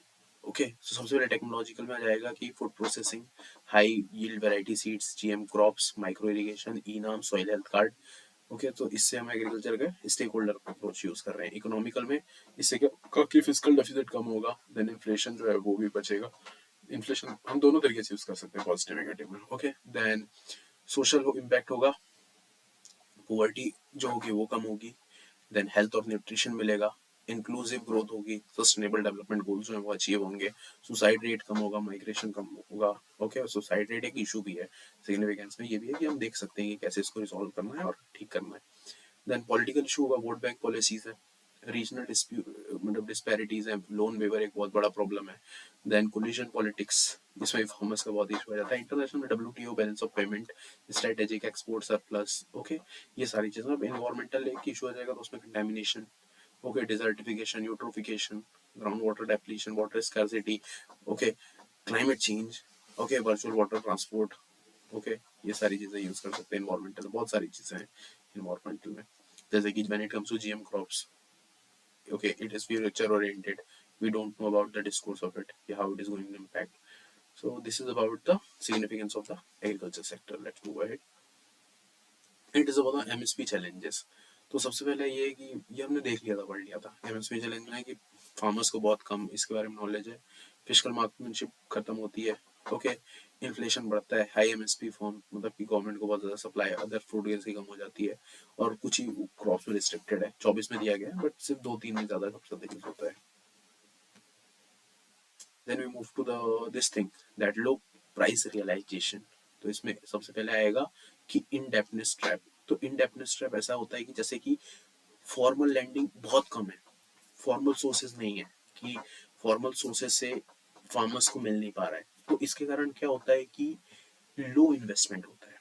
That means कि अगर फार्मर्स को बहुत ज्यादा पैसा मिल नहीं पा रहा है, so they are not going to invest a lot of money in the farm sector और इन देयर प्रोड्यूस। इसके कारण क्या होता है कि इनकम रियलाइजेशन जो है वो कम होता है और इनकम भी कम होती है। जैसे कि take an example of a farmer जिसको कि पैसा नहीं मिल रहा है, उसके पास सिर्फ उसको 1.5 लाख रुपए मिला है, वो भी उनने कहीं से लिया है, उसमें उसको बहुत ज्यादा इंटरेस्ट देना पड़ रहा है, ओके, कि मनी लेंडर्स को उसको लगभग 25% 30% देना पड़ रहा है। सो वो अपना कैसे कर पाएगा, उसका इन्वेस्टमेंट भी बहुत ज्यादा नहीं होगा, इन्वेस्टमेंट वो लगा भी दिया तो उसको रिस्क रहेगी, फिर उसके बाद इनकम उसकी कम होगी। अब इनकम कम होगी तो उसको वापस भी तो करना पड़ेगा, तो इनडेप्थनेस बढ़ेगी। अब इनडेप्थनेस बढ़ेगी दैट मीन्स उसकी जो कंडीशन ये होगी कि वो चीजों को लोन को रीपे कर सके, ओके। तो ये हो गया about the, just give me a minute, okay, ये हम लोगों ने समझ लिया low price realisation. Then suicide trap. Suicide trap ऐसा है कि सबसे पहले देखो कि क्या होता है कि लोन वेवर की डिमांड बढ़ रही है। अब लोन वेवर की डिमांड बढ़ रही है, सुसाइड ट्रैप को ऐसा समझते हैं कि जैसे बहुत ज्यादा लोन वेवर की डिमांड क्यों बढ़ रही है, कि सबसे पहले तो फार्मर जो है उनकी इनकम बहुत कम है, इनकम कम है तो लोन वेवर की डिमांड बढ़ रही है। अब लोन वेवर का डिमांड बढ़ रहा है तो फिस्कल डेफिसिट है वो बढ़ रहा है, उसके कारण फिस्कल डेफिसिट बढ़ रहा है तो गवर्नमेंट क्या कर रहा है कि कैपेक्स नहीं कर रहा है, government is only investing on the, मतलब पैसा दे दो ठीक कर दो, तो लो इन्वेस्टमेंट हो रहा है, उसके कारण जो है इनकम जनरेट नहीं हो पा रही है।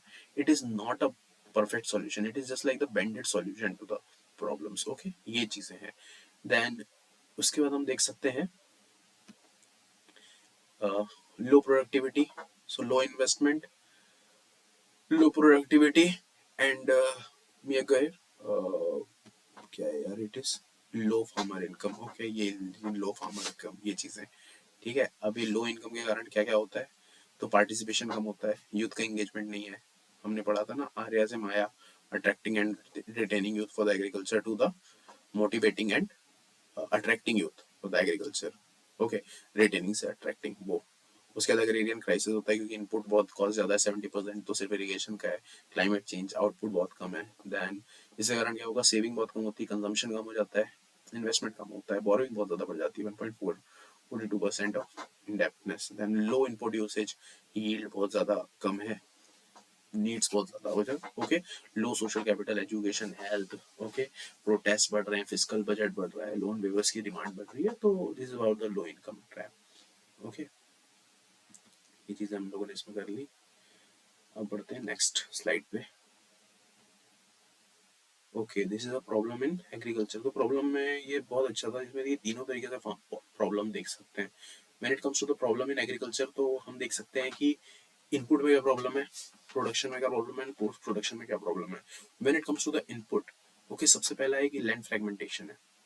When it comes to the Indian agriculture sector, तो यहाँ पर जो मोस्ट ऑफ द 84% और 88% जो 84% जो लैंड है, इट इज फ्रेगमेंटेड, ओके, और जो most of the land holding है वो मतलब average land holding size 1.08, okay, इतना है। क्लाइमेट चेंज का बहुत ज्यादा प्रॉब्लम है कि आप कुछ भी क्रॉप्स लगा रहे हैं, बट उसका कुछ पता नहीं है क्या हो सकता है in future. Then there is a problem of the fertiliser. ये फर्टिलाइजर का अननेसेसरी यूज हो रहा है. Then low mechanisation. When it comes to the case of India, India में 40% जो सिर्फ फार्म सेक्टर है, in that mechanization, or mechanization is also restricted to the big farmers, not for the marginalized farmers. And there is a problem of the irrigation. 70% of the input cost, okay, lies with the irrigation only.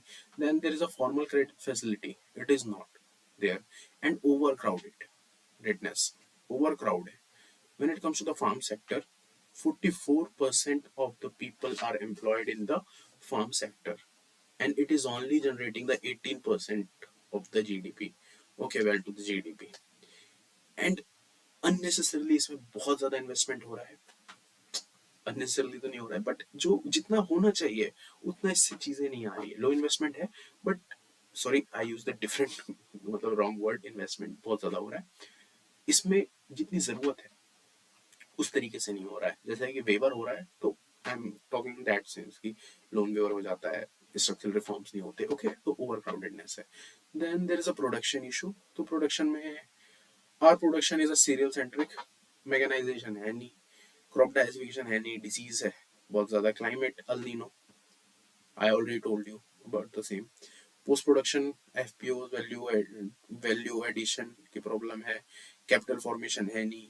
Okay, supply chain जो नहीं है का problem है. Storage का problem है. Rate टिपिज्म है. Leakages है. Delays है. ओके, एपीएमसीज के हैं. Middle man. ये सारे इश्यूज हम लोग इसमें देख चुके हैं. Next slide. So okay, it is a wonderful slide. इसमें pre production, production and post production, इन तीनों को मैंने एक ही पेज में कर दिया है. So just give me a second. When it comes to the pre production ना, प्री प्रोडक्शन में जो जो चीजें जरूरत होती हैं वो यहाँ पे लिखी हुई हैं.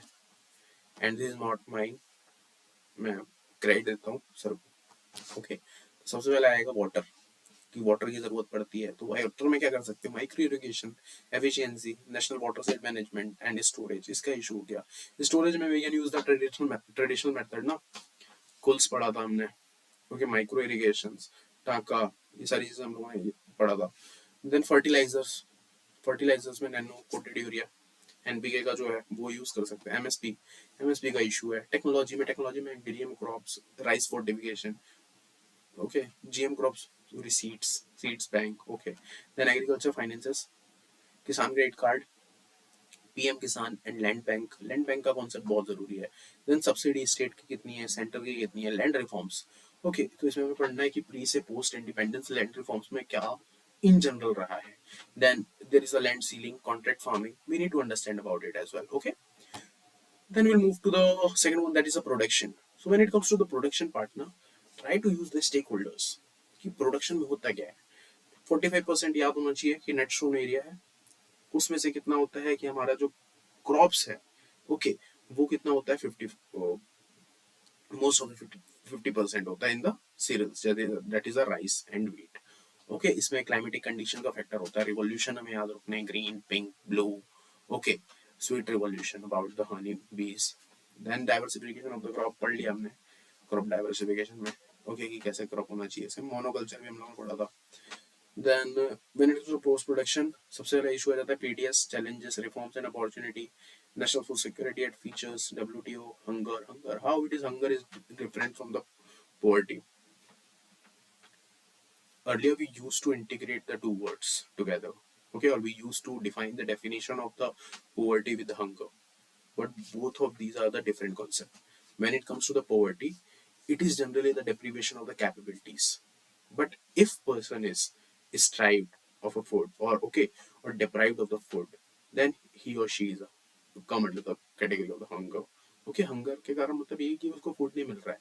Okay, deprived of the food, nutritional values, it is known as the hunger. जैसे कि hunger में पहले ये था कि hunger में ये था कि जिसको खाना नहीं मिल रहा वो hunger, but now there is a concept of the hidden hunger.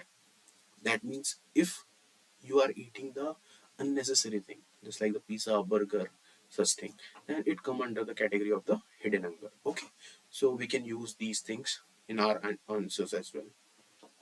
Then there is a food processing needs, challenges, government schemes, supply chain management. Okay, so this is about the post production. So you can use this diagram where we start with the production, then production, and finally to the post production.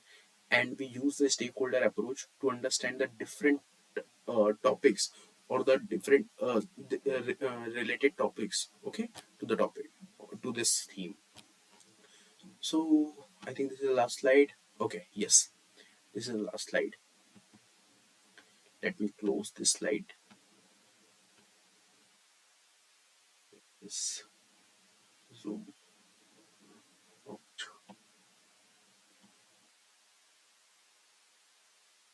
It's already 2:12. Live stream हो गया 1 hour 18 minutes. कोई बात नहीं, और पढ़ते हैं. एक theme agriculture की जिसपे कि 2-3 लेक्चर कर रहे थे, खत्म हो गई. Now will move to the simple theme. जैसे पहली है general state of the economy. हर साल एक दो क्वेश्चन आते हैं. जीडीपी फैक्टर, एक सिंपल क्वेश्चन था कि जीडीपी हमारी बढ़ रही है but it is not showing the socio economic development in our country. Okay, FDI के कारण क्या होगा, पोटेंशियल जीडीपी क्या है, इसके डेफिनेशन क्या है, इन्वेस्टमेंट क्या होता है, कैपिटल फॉर्मेशन क्या होता है. So it is more of the prelims topic जिसमें कि जीडीपी पढ़ना होगा सारा कुछ. Then we are going to study for the prelims ना, और उस टॉपिक को समझेंगे तो उनमें अच्छे से हो जाएगा ये. ओके, देन पूछ लिया था कि जो डेफिनेशन, वो मतलब कि मेथड होती है of computing the GDP. Okay, वो कैसे डिफरेंट है, वो कैसे चेंज हुई है. ओके, तो बेस ईयर जो चेंज किया था क्या था, जैसे उसमें बताया भी गया था कि 2014 एक्जैक्टली क्यों लिया गया. ओके, उसके बारे में हम देखेंगे. इसमें थीम जो पूछा जा सकता है 2024-25 में, it can be of the inflation. Okay, कि इंडिया कैसे जो ग्लोबल सप्लाई चेन की प्रॉब्लम है due to the various externalities, whether it is about the Russia Ukraine war, okay, or Hamas and Israel war, how it is impacting the Indian agriculture sector or Indian economy. So they can ask the question. Okay, global economic recession, export-led economic growth, then Atmanirbhar Bharat, about the consumption-based in Indian economy. Okay, and pro-crony versus pro-business policies. You can, the government can use it. Okay, कुछ भी पूछा जा सकता है. अब इसमें facts देख लेते हैं. सबसे पहले जीडीपी देख लेते हैं एनएसओ के अकॉर्डिंग कितनी है. सो रियल जीडीपी इंडिया की 2.7 trillion. Okay, and nominal GDP है 3.75 ट्रिलियन. 4 ट्रिलियन लगभग कुछ आएगी. 5 ट्रिलियन का टारगेट था. ये होता है लगभग 270 लाख करोड़. ओके, उसके बाद ग्रोथ रेट कितना है, 7% है अगेंस्ट द 9%, 20. ओके, इसका बेस इफेक्ट है. Base effect means to the different thing. Okay, अब ग्लोबल जीडीपी की रैंकिंग देखा जाए तो when it comes to the PPP terms, we are the third largest after the China and US. Okay, and in the nominal GDP, we are the fifth largest. Okay, and future prospect, India is projected as the fastest growing economy in the world with World Bank, okay, sorry, economic survey में बोला था 6.6 से 6.8 की growth rate होगा. Okay, then GVA, gross value added, समझते हैं कितना value addition हुआ उसमें. ये जीडीपी समझेंगे ना कि वैल्यू एडिशन मेथड होता है. जैसे एक प्रोडक्ट है, वो 50 रुपए का है, उसको फार्मर ने लगाया, 50 रुपए का रखा, 50 रुपए में बना के बेचा, उस 50 रुपए का ब्रेड बना के इनमें 200 रुपए में बेचा. दैट मीन्स वैल्यू एडिशन 150 रुपए हो गया. Okay, this is known as the GVA. Gross value addition कितना हुआ. So when it comes to gross value addition in agriculture, it is 18%. Wonderful. Okay, higher than the world average. Actually it is high but due to the allied sector, हमने पता पढ़ाई था कि 52% तो marine products उनका है. Okay, तो higher than the world average 6 point. Industry का 30% है. Then services 52%. ये बहुत जरूरी है कि ग्रॉस वैल्यू एडिड कितना है, 18% हो गया एग्रीकल्चर का, 52% हो गया सर्विस सेक्टर का, and then industry contribute to the 30%. Okay, agriculture and allied sector के ग्रोथ रेट देख सकते हैं कि एग्रीकल्चर का कितना है, 4% का ग्रोथ रेट है, सर्विस सेक्टर में 9% है, एंड इंडस्ट्री में 4%. ओके, ये याद रखने. पर कैपिटा इनकम कितनी है, 1,15,000, डबल हुई है 2014 से. ओके, ये चीजें याद रखिए. फिजिकल डेफिसिट 6.4% पे है. ओके, टारगेट कितना था, 5.9% का था, +2 वाला जो था ना, -2 वाला. Okay, then saving to the GDP ratio 30%. Okay, then investment 30. Investment is all about the saving. अगर आप विवेक सर की जो इकोनॉमी की बुक पढ़ेंगे उसमें बहुत अच्छा है ये कॉन्सेप्ट सबसे अच्छे से समझाया गया है कि how investment is related to the saving. Okay, saving जो होती है it is also known as the investment. Okay, जो कैपिटल फॉर्मेशन होता है, okay, it is about the investment. And saving to the GDP ratio, it is 30%, and investment to the GDP ratio, it is 31%. It is declined from the 2011, okay, 34% उस वक्त था। Total export कितना हुआ है, 770 billion का export हुआ है, जिसमें से कि मर्चेंट इसका जो है it is 450 billion, highest ever. Okay, and India share in the export 2.2%, बहुत कम है। चाइना का 15%, यूएस का 22%, सॉरी सॉरी सॉरी, यूएस का है 9% एंड चाइना का है 15%। ओके, और इंडिया की टॉप डेस्टिनेशन क्या है, USA, UAE, Saudi, Netherlands, China को डिस्प्लेस किया है। ओके, टोटल इंपोर्ट कितना हुआ इंडिया का, 890 बिलियन, 770 का कितना है एक्सपोर्ट, दैट मीन्स की ट्रेड डेफिसिट है। ओके, वर्ल्ड इंपोर्ट में कितना है, 2.7% है कंट्रीब्यूशन, ये हम लोगों ने पढ़ लिया था। एक्सपोर्ट में कितना है, 2.2 है, इसमें भी हम लोग पीछे ही है। Top destination China, US, sorry China, UAE, USA, Saudi, Russia. Import सबसे ज्यादा आता है ऑयल, रशिया से जैसे लेना स्टार्ट किया था। करंट अकाउंट डेफिसिट कितना है, 2%, जो कि 21-22 में कितना था, 1.2% था। रेमिटेंसेस जो है वर्ल्ड में लार्जेस्ट आता है, $100 billion, it is largest in the world. Okay, ये आरबीआई के डेटा है जो हमने कुछ बताया, और कुछ में इकोनॉमिक सर्वे का है। ओके, करंट नहीं हुआ है, देख के पढ़ रहा हूँ।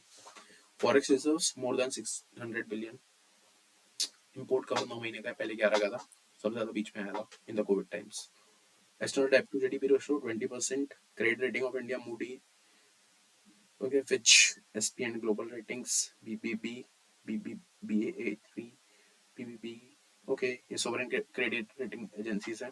इन्फ्लेशन की बात की जाए तो 6.7 था इन CPI। ये मेरे पास पुराना डेटा है, इसको मैं फिर से पढ़ूंगा तो अपडेट करेंगे। ओके, तो this are the facts. Now we move to the second thing, that is a keywords to be use. जैसे कि इकोनॉमी में कुछ अच्छा करना है, जैसे कि क्वेश्चंस देख लेते हैं, एक दो क्वेश्चंस होंगे मेरे पास।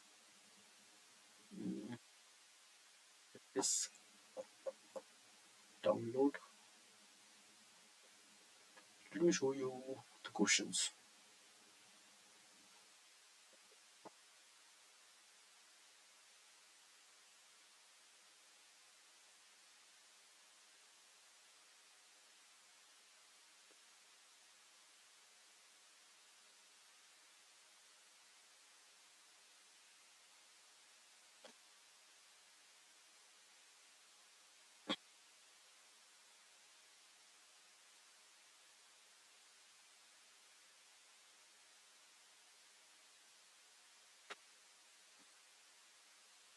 जैसे कि एक ये आ गया कि इन्फ्लेशन जो है it is going to recent the threat to the Indian. जैसे कि सिंपल आ गया कि जो इम्पोर्ट बढ़ रहा है इसके लिए कि गवर्नमेंट मतलब सिटीजन के लिए क्या कर सकती है, तो 5 पंच प्रण को हम याद कर सकते हैं। पहला है कि goal of the develop India by the 2047, इसके लिए सेल्फ रिलायंस, आत्मनिर्भर भारत और tech enabled. Then get rid of the sign of the rivalry. Okay, इसको काफी चीज में यूज कर सकते हैं, कई किसी में भी पंच प्राण है। डेवलप इंडिया 47 तक, get rid of any sign of the rivalry और द कोलोनियलिज्म, भारत, अरे सबसे अच्छा उसमें यूज करेंगे। It can be use in the Bharat Nyaya Sanhita, जो अभी नया है ना लॉस, तो उसमें यूज कर सकते हैं कि पहला कि डेवलप कंट्री बनना है 47 तक जरूरी है हमको, उसका कि साइन ऑफ स्लेवरी और colonial mindset उससे निकल रहा है हमें।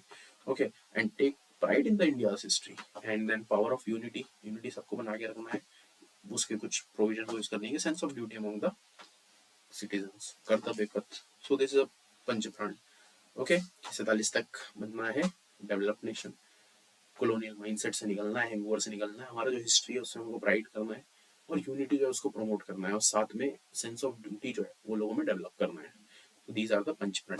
देन इंडिया का सबसे बड़ा इन्वेंटेज क्या है, we can use the 5 keywords, demography, dividend, democracy, decisiveness, deregulation. If we are going to work for it, it is going to help our economy.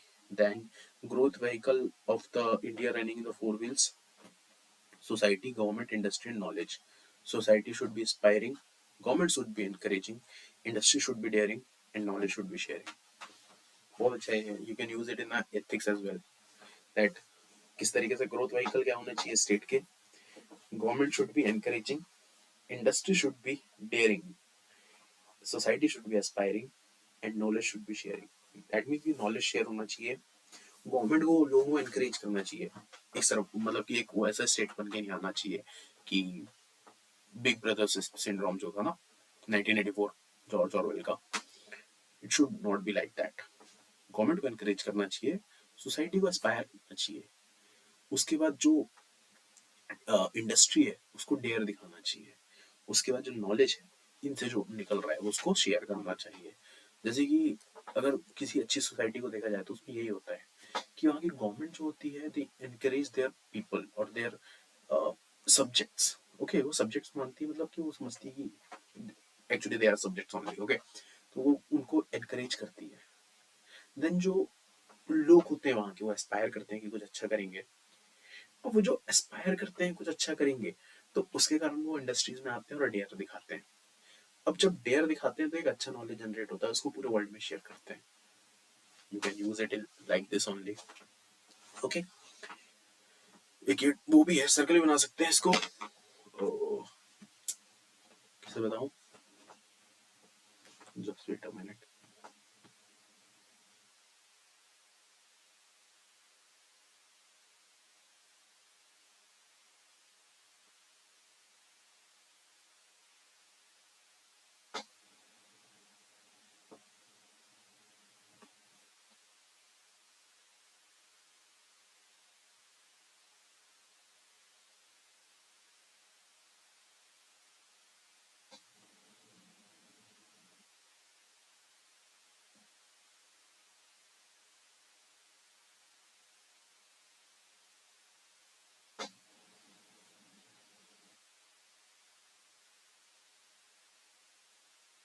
इसमें ये है knowledge,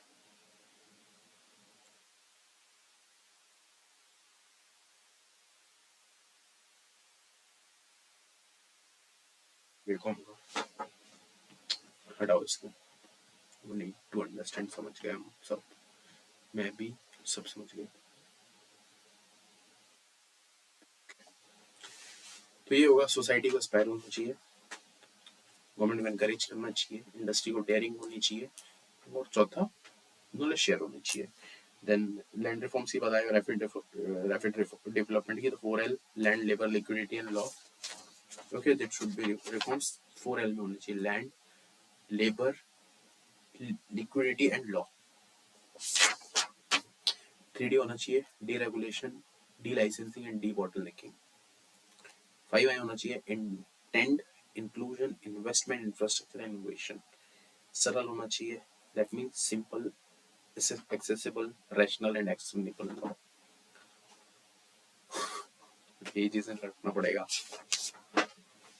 then reaping the lockdown dividend, ये lockdown dividend, demography dividend, ये सब चीजें हो जाएंगी। आत्मनिर्भर Bharat, vocal for local with global outreach, build a local to go global, Indian solution to the global problems। Wonderful, मैंने बहुत यूज किया है, आयुष में यूज कर सकते हो, वैक्सीन मैत्री में, और decentralise लोकलिज्म।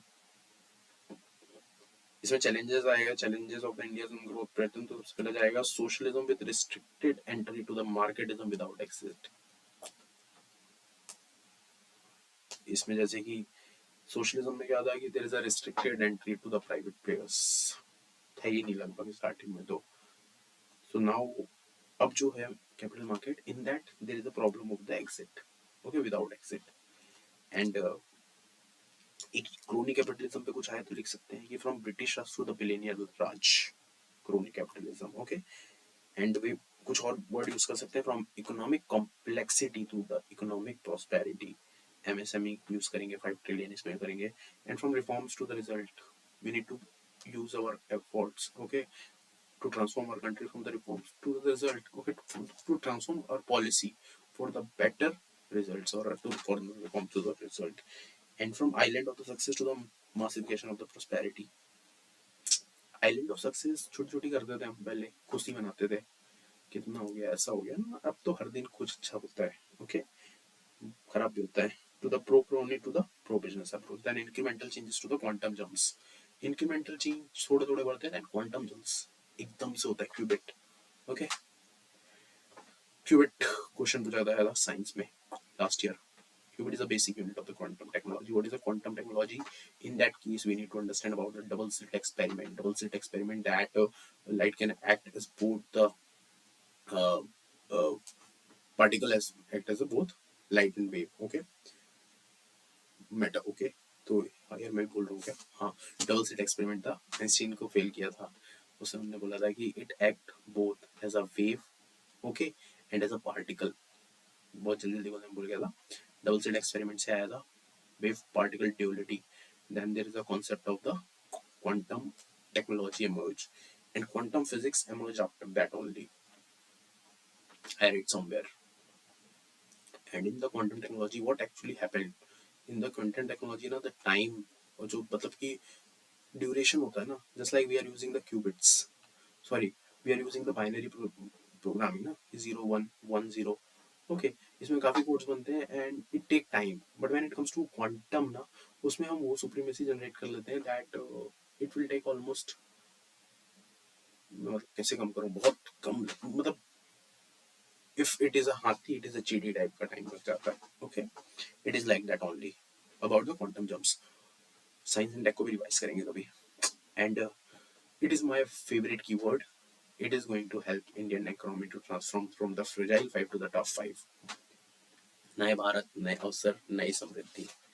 Okay, so we are done with the keywords. Now we'll move to the speeches of PM. PM ने बोला है गति शक्ति नेशनल वाटर प्लान, ओके। एक ब्रेक ले लेते हैं 2 4 मिनट का।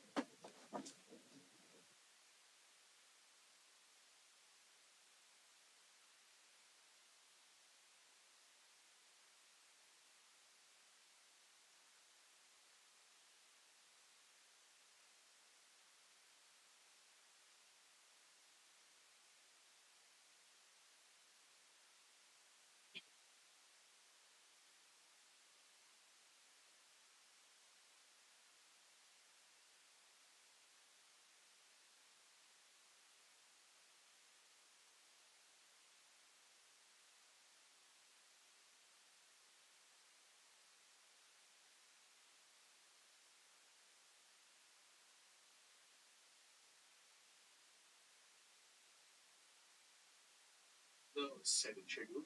it comes under the state list. Agriculture comes under the state list.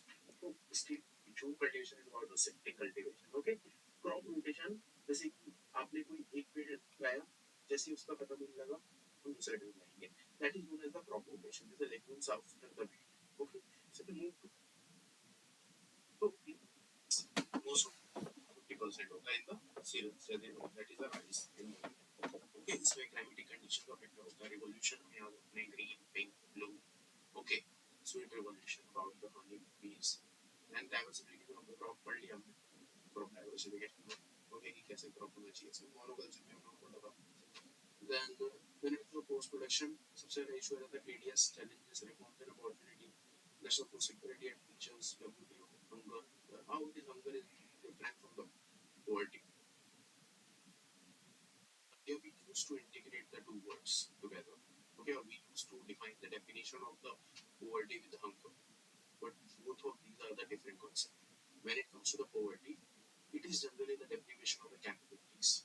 But if person is deprived of a food or okay, or deprived of the food, then he or she is come into the category of hunger.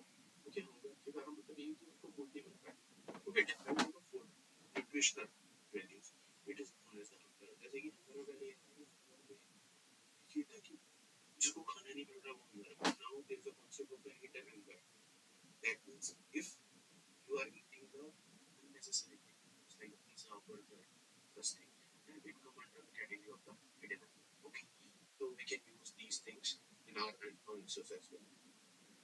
Then there's the food processing needs, challenges, government scheme, supply chain management. Okay, so this is about the post production. So you can use this diagram where we start with the production, then production, and finally to the post production, and we use the stakeholder approach to understand the different topics or the different related topics. Okay, to the topic to this theme. Last slide. Okay, yes, this is the last slide. Let me close this slide.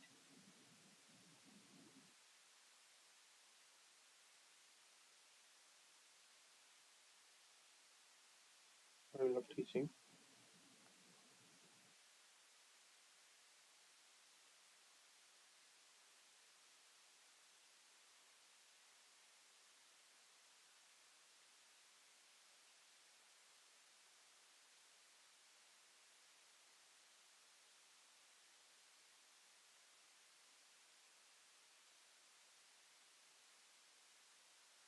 Ona da učinje.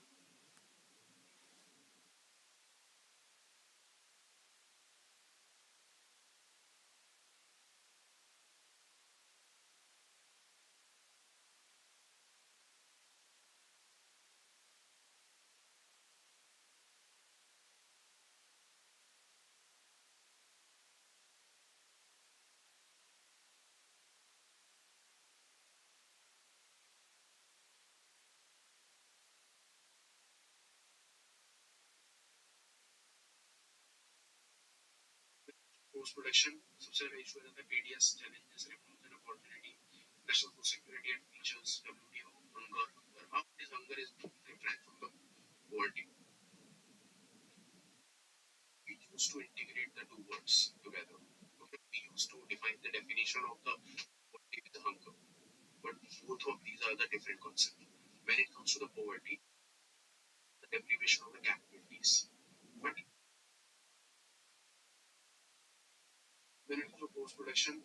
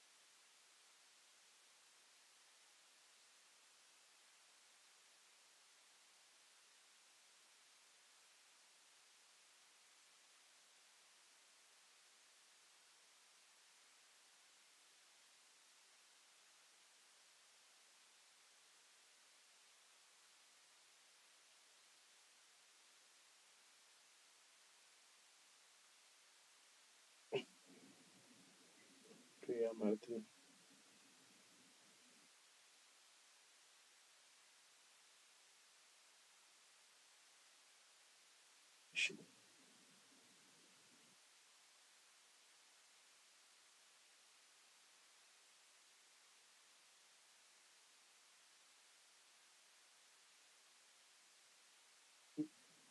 Sir, issue another TDS challenges, reforms and opportunity.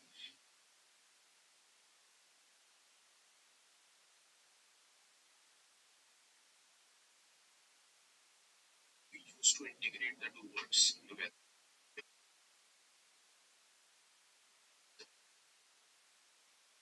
Different concept. When it comes to the poverty, it is generally the deprivation of the capabilities.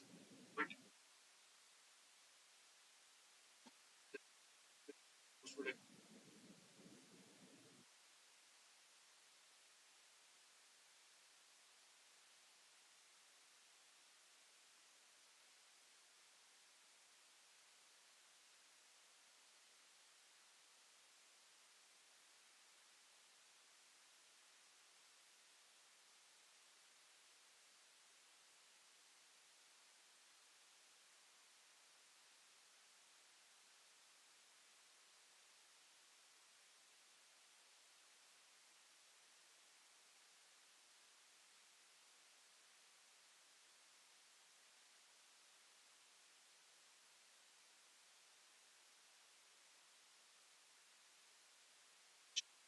issue another TDS an opportunity. Let's also security and features, WTO, hunger. How it is hunger is different from the poverty. We used to integrate the two words together. Poverty with the hunger. But both of these are the different concepts. When it comes to the poverty, it is generally the deprivation of the capabilities.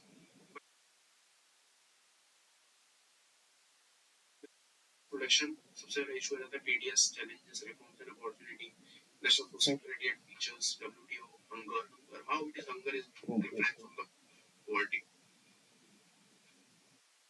We used to integrate the two words together. Okay, or we used to define the definition of the poverty with the hunger. But both of these are the different concepts. When it comes to the poverty,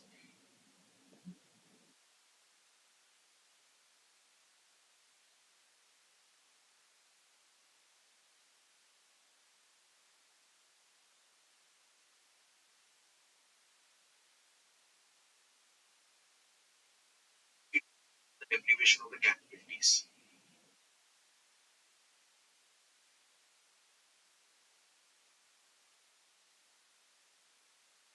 Post production. So you can use this diagram where we production and we use the stakeholder approach to understand the different topics.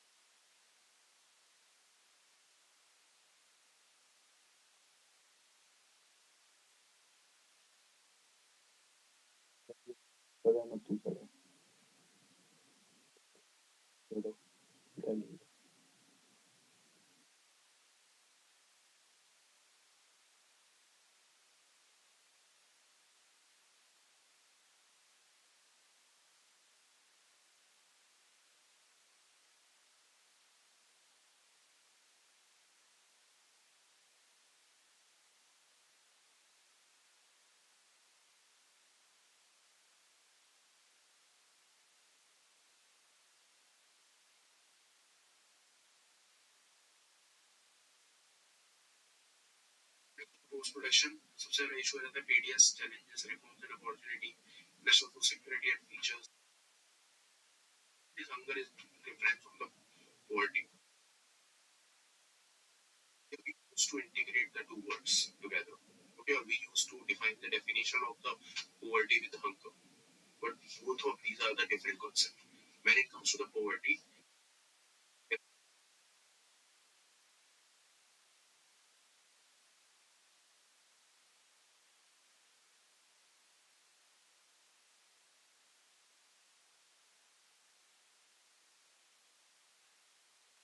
post production, सबसे बड़ा issue रहता है TDS, challenges, reforms and opportunity.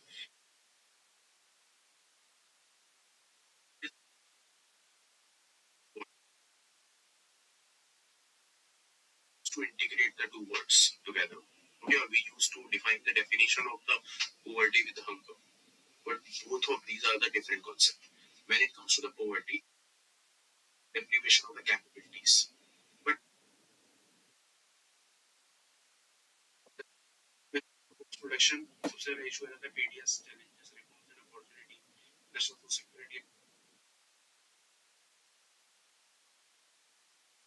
this hunger is different from the poverty. To integrate the two words together. Okay, we used to define the definition of the poverty with hunger, but both of these are the different concepts. When it comes to the poverty, it is generally the deprivation of the capabilities. But the production, subsidy issue and the PDS challenges, reforms and opportunity, national security and features.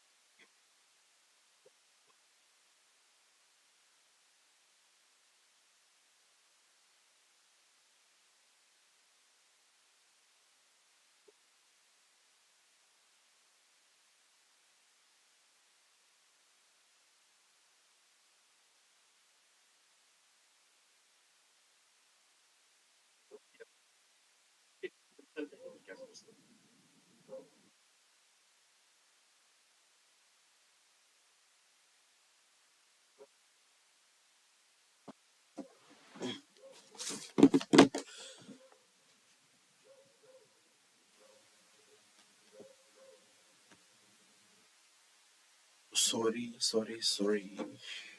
मतलब बच रही है दर्शन. We are going to start the discussion on the background of the Indian economy. So we all know the fact that in 1991, India's economy was transformed or reformed. Okay, structural reforms like it. That is known as the LPG reforms. That is the liberalization, privatization, and globalization. LPG reforms. So बोले थे ना कि seeds of the development were shown in 1991, but the boom phase of the Indian economy or whatever the Vajpayee government did in the 2000, okay, the seeds of that were shown. Okay, the seeds were sown in the 2000, and we reaped the fruits in the later phases, in the boom phase of the 2003 2008. Okay, it is a boom phase. बहुत ज़्यादा boom था उस time Indian economy में. Sharpest and longest मतलब कि expansion and growth rate was around 8% in that period only. And international and domestic बहुत policy paralysis था और इंडिया को बेनिफिट मिल रहा था. India emerged as the fastest growing market at that time.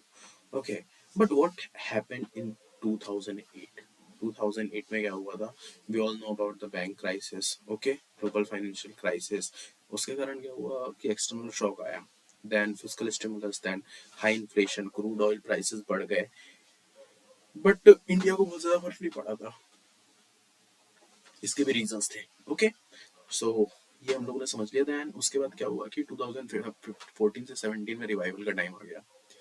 So it is a time of revival जब कि global depression जो था, टेपर टेंट्रम था, उससे ठीक हो रहे थे. उसके बाद क्या हुआ कि कंजम्पशन लेट बूम हो गया कि सब कुछ ठीक आ रहा था, रिफॉर्म्स हो रहे थे इकोनॉमी में, बट गवर्नमेंट डिमोनेटाइजेशन लाया उस वक्त 16 17 में स्टार्ट हो गई. उसके बाद क्या हुआ कि स्लो डाउन आया, रिसेशन आया, and cyclic down turn, structural reforms किए गए, जीएसटी लाए, कोविड लॉकडाउन आ गया, उसके बाद तो स्लो डाउन आ गया. अब उसका जो रिकवरी का पीरियड है दैट इज 2021 टू 2022. एफडीआई आया था, हमारा रेमिटेंस बहुत ज़्यादा है. अब गवर्नमेंट आत्मनिर्भर भारत पे काम कर रही है. हम लोग मैन्युफैक्चरिंग पे काम कर रहे हैं, मैन्युफैक्चरिंग सेक्टर पे बहुत कर रहे हैं और इंडस्ट्रीज पे भी काम कर रहे हैं. ओके, इसमें सबसे पहले हमें कुछ डेफिनेशन से वो याद होनी चाहिए. पहली डेफिनेशन है what is a recession. So generally a recession is a decline or contradiction in the contraction in the no, it is not about the contradiction. Contradiction can be used in the sociology. Okay, that there is a contradiction between the two societies, two people in general. Okay, so it is generally defined as the contradiction in the GDP. It is typically recognized after 2 or 3 years GDP decline. Okay, 2 से 3 quarter में अगर GDP में decline होता है तो उसको recession कहा जाता है. Okay, India witnessed negative growth on two occasions only, that is 21-22 and 1979. Okay, sorry. Economic slowdown होता है that there is a decrease in the pace of the GDP growth. Cyclic slowdown regular interval में जो होता रहता है. Structural slowdown that means कि deep rooted है. Okay, or it is going to hamper the economy for the longest time. Analysis करते हैं कि स्लो डाउन के कारण क्या होते हैं. एक था अभी कोविड, ट्रिपल शॉक थे. Okay, demand shock, supply shock, उसके बाद फाइनेंशियल सेक्टर शॉक. ओके, तीन था कि लिक्विडिटी क्रंच हुआ ना, एनपीए बढ़ा, लिक्विडिटी क्रंच हुआ, एफडीआई जाने लगा है क्योंकि इंटरेस्ट रेट बढ़ा दिया यूएस ने. Then declining wage growth, saving decline होना, इन्वेस्टमेंट कम होना. ओके, देन पब्लिक इन्वेस्टमेंट का पिकअप नहीं कर पाना, एक्सपोर्ट कम होना. एक्सपोर्ट वैसे भी हमारा कम है, हमने देखा था ना कितना है, कितने ट्रिलियन है, बिलियन है. ओके, हमने देखा था कितना परसेंटेज शेयर है, 2.7 और 2.9 है शायद. ओके, हम लोग भी देखा था, भूलने लगे इतनी जल्दी. Then persistent the performance of the agriculture, manufacturing sector में है नहीं ग्रोथ. टारगेट मतलब मैन्युफैक्चरिंग सेक्टर में भी कंट्रीब्यूशन जो है वो है 16 to 17%. ओके, 3 साल में, जो कि टारगेट है हमारा 25%. इसमें अगर मेक इन इंडिया का कोई क्वेश्चन आया या पब्लिक सेक्टर.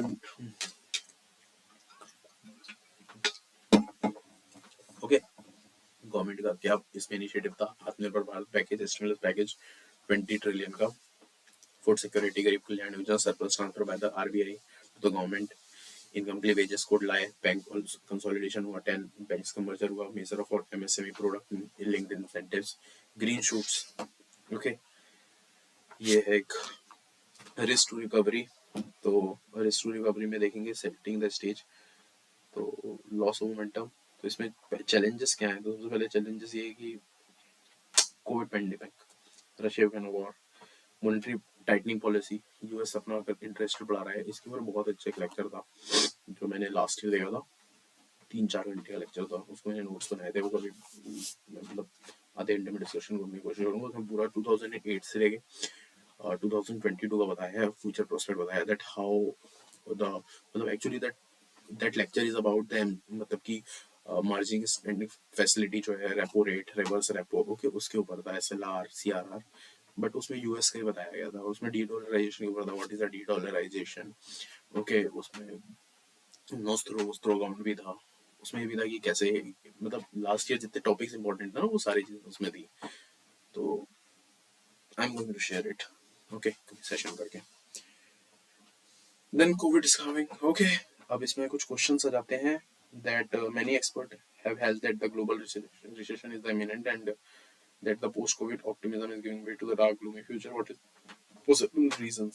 तो ये doubtly projected growth globally, synchronous tightening of the monetary policy, inward lookingness ये भी यूज कर सकते हैं, geopolitical tensions, and what will be the well crafted and prudent policy response. इसके लिए जो होगा वो होगा demand side measures. Okay, supply side measures, demand simple है ना, स्टेक होल्डर रखो. If there is a problem in economy, so we need to reform it with the demand side and supply side. जैसे कि when covid arise, first covid में क्या हुआ था कि कोविड में सप्लाई चेन बंद हो गई थी, सप्लाई चेन डिसरप्ट हुई थी कोविड के कारण. अब ये था कि फिस्कल स्टिमुलस अगर हम लोगों को पैसा दे देंगे तो पैसा लोगों के पास होगा, बट वो इन्वेस्ट क्या होगा कि वो पैसा पूरा मार्केट में हो जाएगा, हर किसी के पास पैसा आ जाएगा, तो प्राइस राइज हो जाएगा. और एक टाइम यार प्राइस राइज को रोक पाना बहुत मुश्किल होगा. सो हम लोगों ने वो चीजें नहीं की थी. ओके, ये देखा जा सकता है. सप्लाई साइड में करेंगे, सप्लाई साइड हम लोग सप्लाई चेन पे काम करेंगे. देन उसके बाद इंडिजिनियस पे काम करेंगे कि हमारा मतलब कि आत्मनिर्भर भारत. ओके, एंड सब कहते हैं कि how will India be impacted by the global recession. Some economists are also forecasting a recession for India. Do you think there is a possibility? World bank काफी ने बोला है कि that India is unlikely to be impacted severely by the global recession. Through some impact is possible. कुछ impact होगा. और finance minister ने दिखाया है कि अभी हेल्थ ग्रोथ मतलब कि हमारा जो ग्रोथ है इकोनॉमी का वो 7% इन 2023.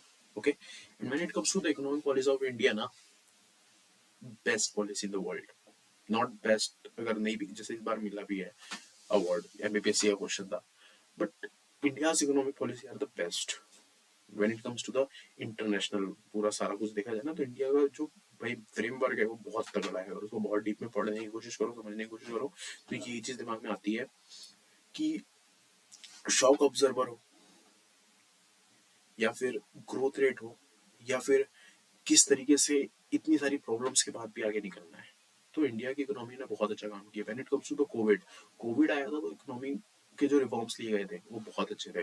भले कोई कुछ बोले ये करना चाहिए था वो करना चाहिए था, भाई बहुत अच्छे रिफॉर्म्स उस टाइम जो लिए गए थे। इकोनॉमिक सर्वे अगर 2021-23 के अगर आप लगातार पढ़ोगे ना, 21-22-23 के, तो इनमें बहुत अच्छा आपको समझ में आएगा कि तीनों में जो डिफरेंस देखेंगे ना, तो वो रेगुलेटरी वेरिएंस देखेंगे। उसके बाद एक बहुत अच्छा वर्ड यूज हुआ था last year in the economy, antifragile. Okay, वो तो ये सारी चीजें अगर आप पढ़ोगे ना economic survey, so you are going to understand that India to the best reforms, okay, during the covid. And इसी कारण ये हुआ है कि दैट इंडिया इकोनॉमी अभी भी उसकी ग्रोथ रेट 7% पे है। ओके, इसके बाद आता है कि what is the basis of such optimism, not so cobbled nature of the Indian economy. And एक तरीके से नहीं है, we can you see the opportunity, yes, इसमें भी लिख सकते हैं। What is the China one policy, simple है, चाइना वन पॉलिसी तो पढ़ा ही हुआ है। जीरो कोविड पॉलिसी थी, supply chain destruction issue, high rate, okay, सारा clean mineral of the China plus one model, India must suitably exploit the window of opportunity. Okay, इसमें reforms चाहिए तो क्या चाहिए, स्ट्रक्चरल। स्ट्रक्चरल मींस स्टेप 2, बहुत अच्छा अगर इकोनॉमिक आ गया तो क्या करना है, structural reforms चाहिए वे आउट में। एस मींस स्ट्रेंथनिंग द, और step to boost the incomes, okay, और लेबर रिफॉर्म्स। सेकंड आ गया timely rebalance of the monetary policy, R से revamping the manufacturing sector, undertaking the strategic interaction with the global value chains. Then capital expenditure on the world-class infrastructure. C से T से targeted and holistic bank and financial institutions.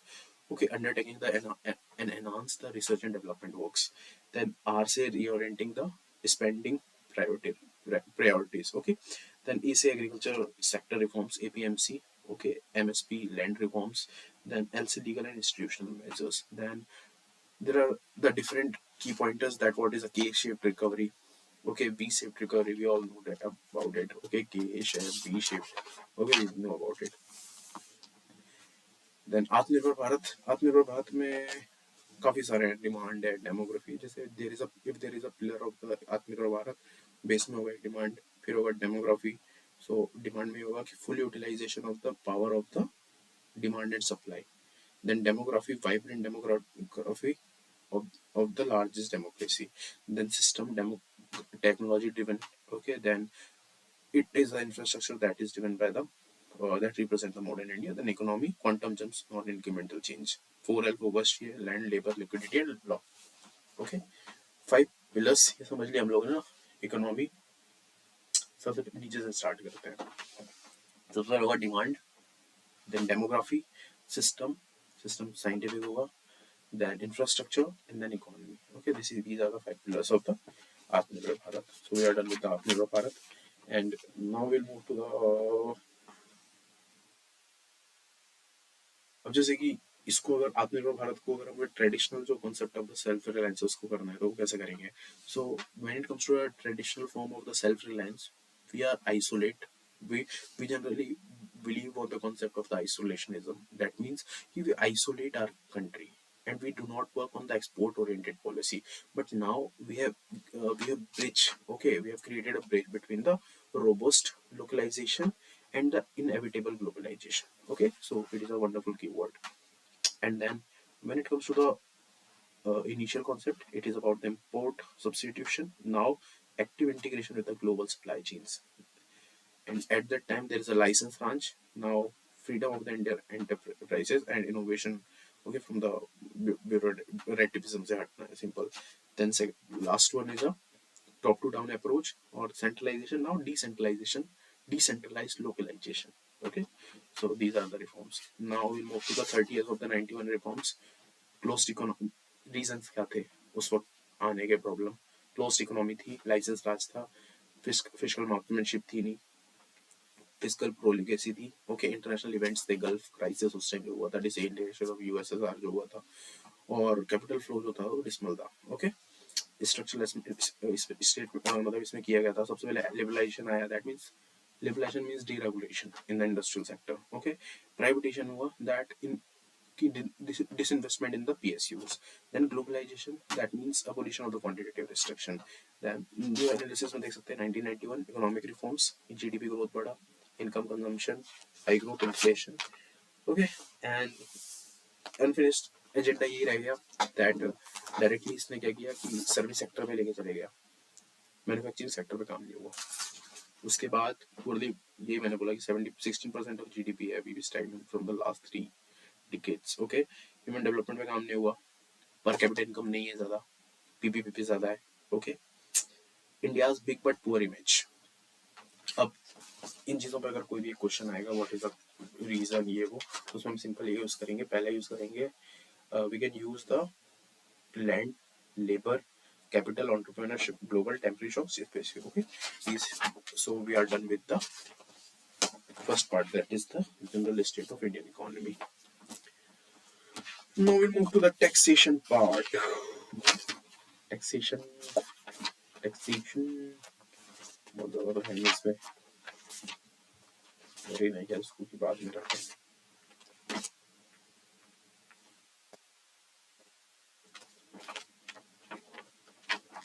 Taxation में बहुत ज़्यादा कुछ है नहीं, question भी एक एक क्वेश्चन आता है।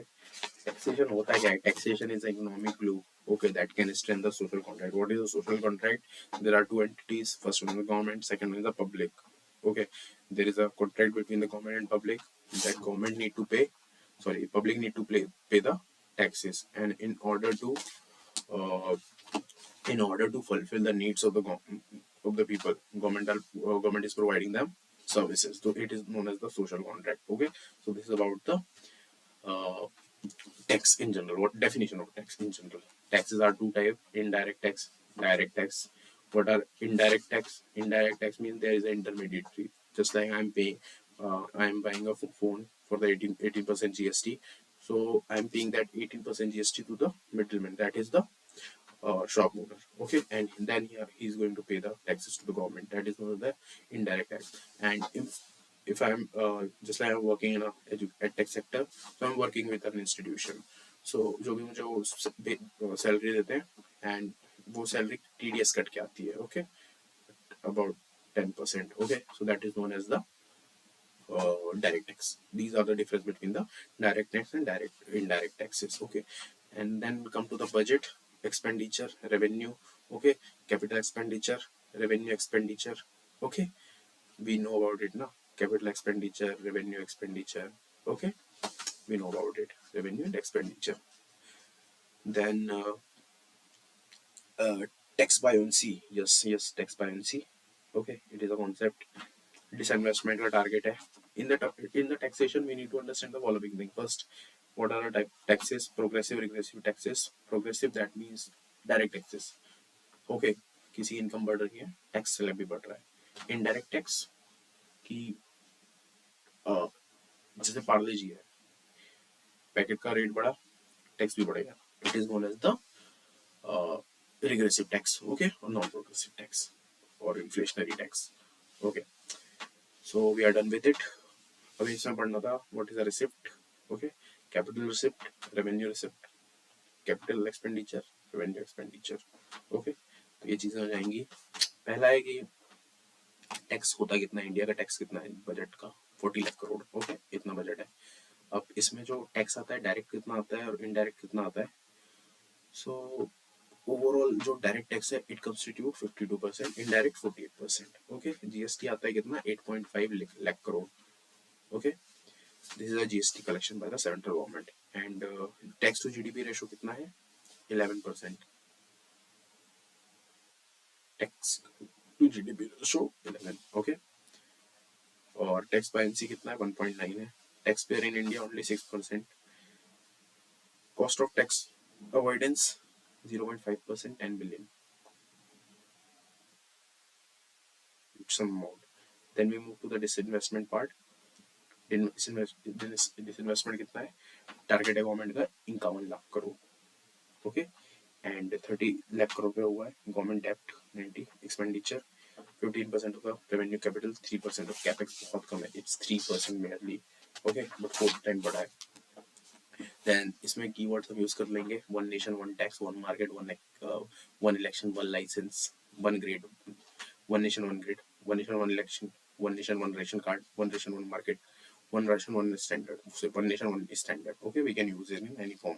Then boundary for the well off to the regulatory capture by the private sector, economic glue, I already told you, free riders and exist seeker, disinvestment, government has no business to be in a business, liquidity trap, then financial repression, taxation reforms, कैसी economy होनी चाहिए, rapid होनी चाहिए, rapid means revenue, accountability, probity, information and digitalization.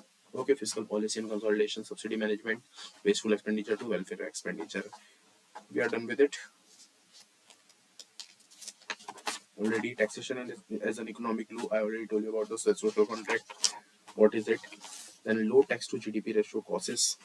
Low tax to GDP ratio है कितना India में? Low tax to GDP ratio I think 11% है ना?